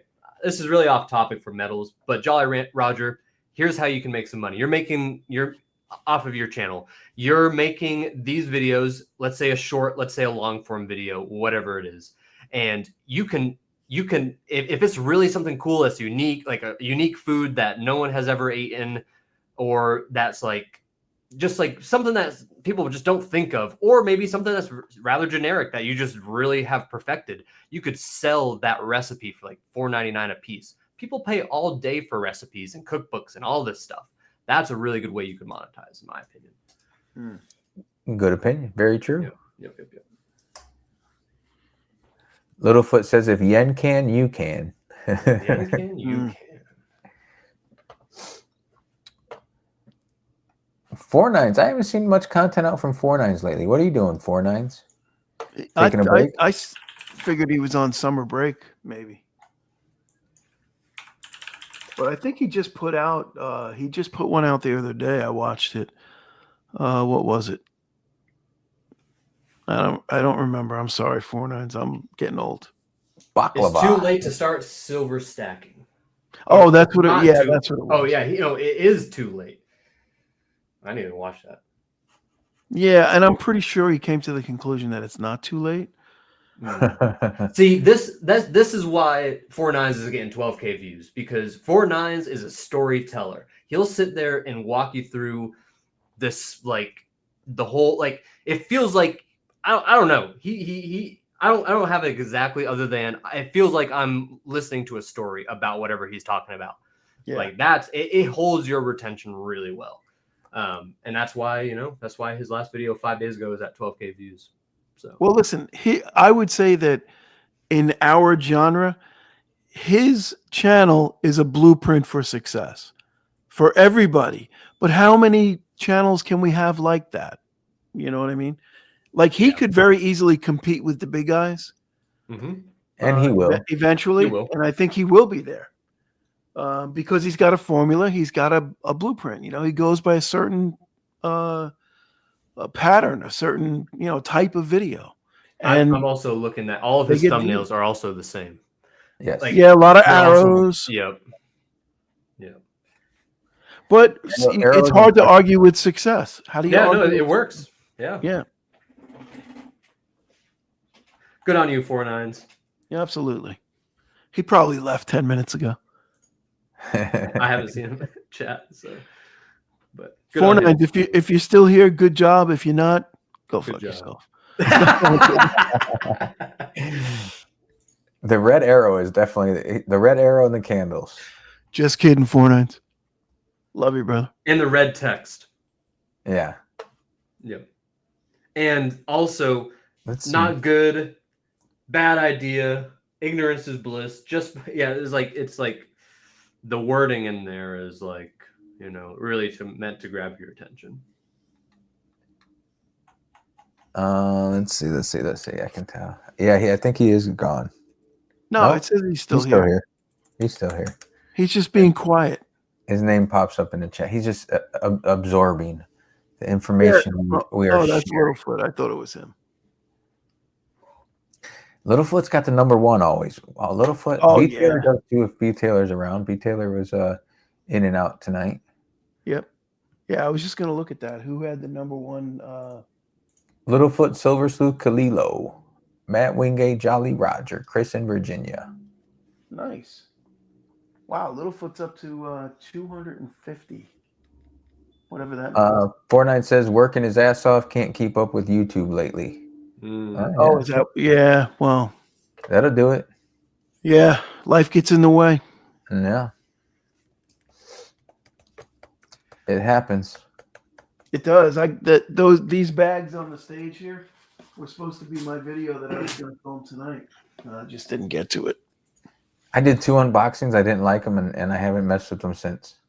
That was what, 2 weeks ago? Oh, you still haven't put those out? That's right, dude. Let's look at Vegas Stacker's YouTube channel and see the last time he put out any content. When did I put? Oh, well, why am I typing in? I'm typing in my own name. All I gotta do is go to my own channel, dumbass. You searching your own channel? Yeah, I'm searching my own channel. 4 weeks ago, I put out an Oklahoma Goldback video. Other than that, it was 2 months ago. How many views did that one get? 12,000? 169. Ooh. Crushed it. Yeah, it's better than my last video. I'm in double digits. That's a horrible. What the? I didn't even do a thumbnail. I don't know what I was doing there. Yeah, I mean, look at some of your videos got good views though, Vegas, like the whatnot one, and the silver stacking truth they don't tell you, they won't tell you. Yeah. All right, Nash, you're a good critic. Go criticize my thumbnails. I think my thumbnails are good, but maybe they suck. That's the problem. I think they're good, but I don't know. Let's see. No, they could be better. Fuck you, Nash. I'm sorry. They could be though. It's hard. Like for example, the flames. It's hard to read for most people. Like I can read it, but but think about it. That makes a difference. If I can't read what's going on in the thumbnail, like the thumbnail and the title are what grabs your attention before someone clicks. So like if I'm confused about the thumbnail, I don't want to click on it. Think about it from someone else. Like, what do you click on? You know, ultimately, what grabs your attention more than not? And yeah. I don't even know, to be honest with you. It just happens. I don't know. Yeah, the unboxing Oklahoma Goldbacks. I can see that the wording is hard to see. I agree. And some of them aren't that way. And some of them are, but yeah, I mean it's just. I had an arrow on, and I had a shock face on, and I think the colors are pretty good. Come on, put it up on screen. Let's break my balls now. But go look at your thumbnail and then go look at 4-9's. I mean, and go look at Yankee stacking. Go look at Silver Dragons. No, we don't. But I'm saying, like, as a reference, you know. You have a lot of words in your thumbnails, blue collar. Yeah, I think less words, more picture is also key. I've come to learn that personally. I can't critique. Look, I can't. I don't. I think you're right, though. Honestly, I think you're right about that. I don't do any of my own content, so I can't talk about anybody's anything. Littlefoot says boobs grab your attention, my attention, his attention. Boobs do grab attention. TNA. 4-9's. You should put some boobs on your thumbnails and see what happens. That'd be interesting. Silver Sue says I watched a PM video and this happened. Insert red arrow.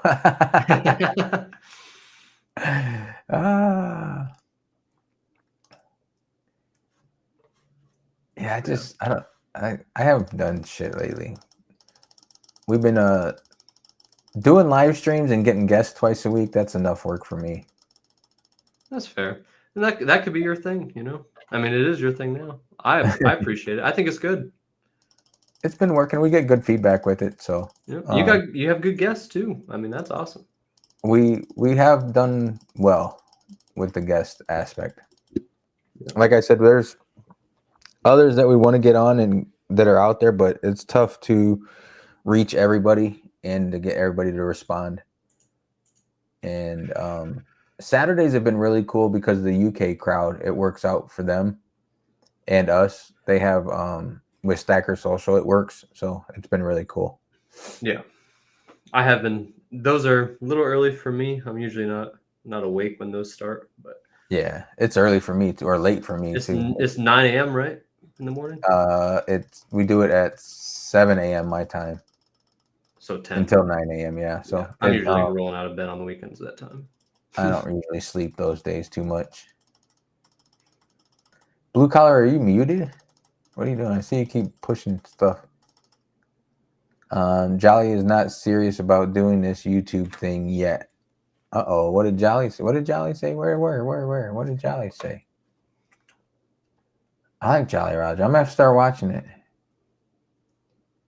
Yeah, I'm definitely gonna start watching it too. Well, I don't know. If it shows up, I'll watch it. I don't cook, so Me neither, but it's cool. Who's Maybe clicking I'll the find mouse? some recipes for the woman. That was me clicking the mouse. Average Jane. I didn't know you could hear that. Where's Blue Collar? Blue Collar disappeared. Somebody is clicking on the stuff and highlighting questions, but Blue Collar has disappeared. Hopefully I didn't hurt his feelings. He has no feelings. Okay. Nash is a keyboard clicker. Yes, he is. Yeah. That was me clicking the mouse, so I didn't know you could hear that. I tend to do that every now and then. Jolly Roger, stick with it. If you're having fun, stick with it. My cooking recipes are, I just ask my wife. I tell my wife what I'm hungry for. It seems to work. Blue Collar, we see you, but we can't hear you. We don't know what happened. Yes, Chris in Virginia says we all know how Vegas cooks. Yeah. My recipe is, babe, I really would like some pancakes right now. Pancakes sound good, don't they, babe? And pancakes get made. I mean, that's it works. It's good. I love it. That is a good setup. So now he's waving his hand. Oh, he was. Khalilo says heading to dinner and time with the wife. Bye. Thanks, Khalilo. Appreciate it. I did dinner and time with the wife earlier, but this recipe, just these 2 ingredients. But after the 5th ingredient, I exit. Oh, Lynn, you're Jolly Roger's wife? Very nice. Keep up the good work, Lynn. I'm guessing you are the assistant that was to his left. Am I correct on that one? Are we buffering now? I don't see it. No, we look good on stream. We're live. We're buffering on my end.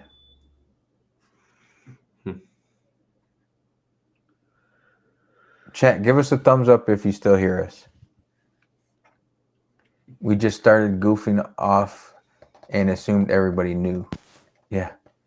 Yeah, I saw it before once or twice in last minute or two. Hello. Can you hear me? No. Yeah, where'd you go? Yeah. Oh, you can hear me now, but I don't know what the hell is wrong. My microphone is not picking up. I don't know if I hit something or freaking died or what. Is there a mute button on it? Yeah, but I didn't touch anything. It showed the light is on, but it's red. The light. I don't know why it's red. Here, I'm gonna try and switch to my other mic and see if it's still there. The curiosity generated has to be satisfied with good execution. Otherwise, the video fails.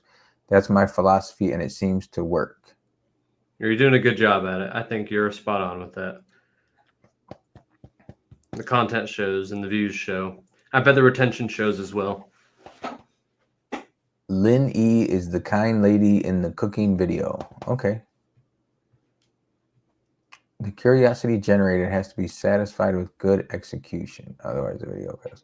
Yeah, there's no curiosity when I do videos. Blue collar, what's going on with your setup? You all right? Did your phone overheat? Is that what he uses? Or I thought he uses an iPad. I think he uses a phone. He might. No, he got a webcam now. Oh. He upgraded to a webcam. He's big time now.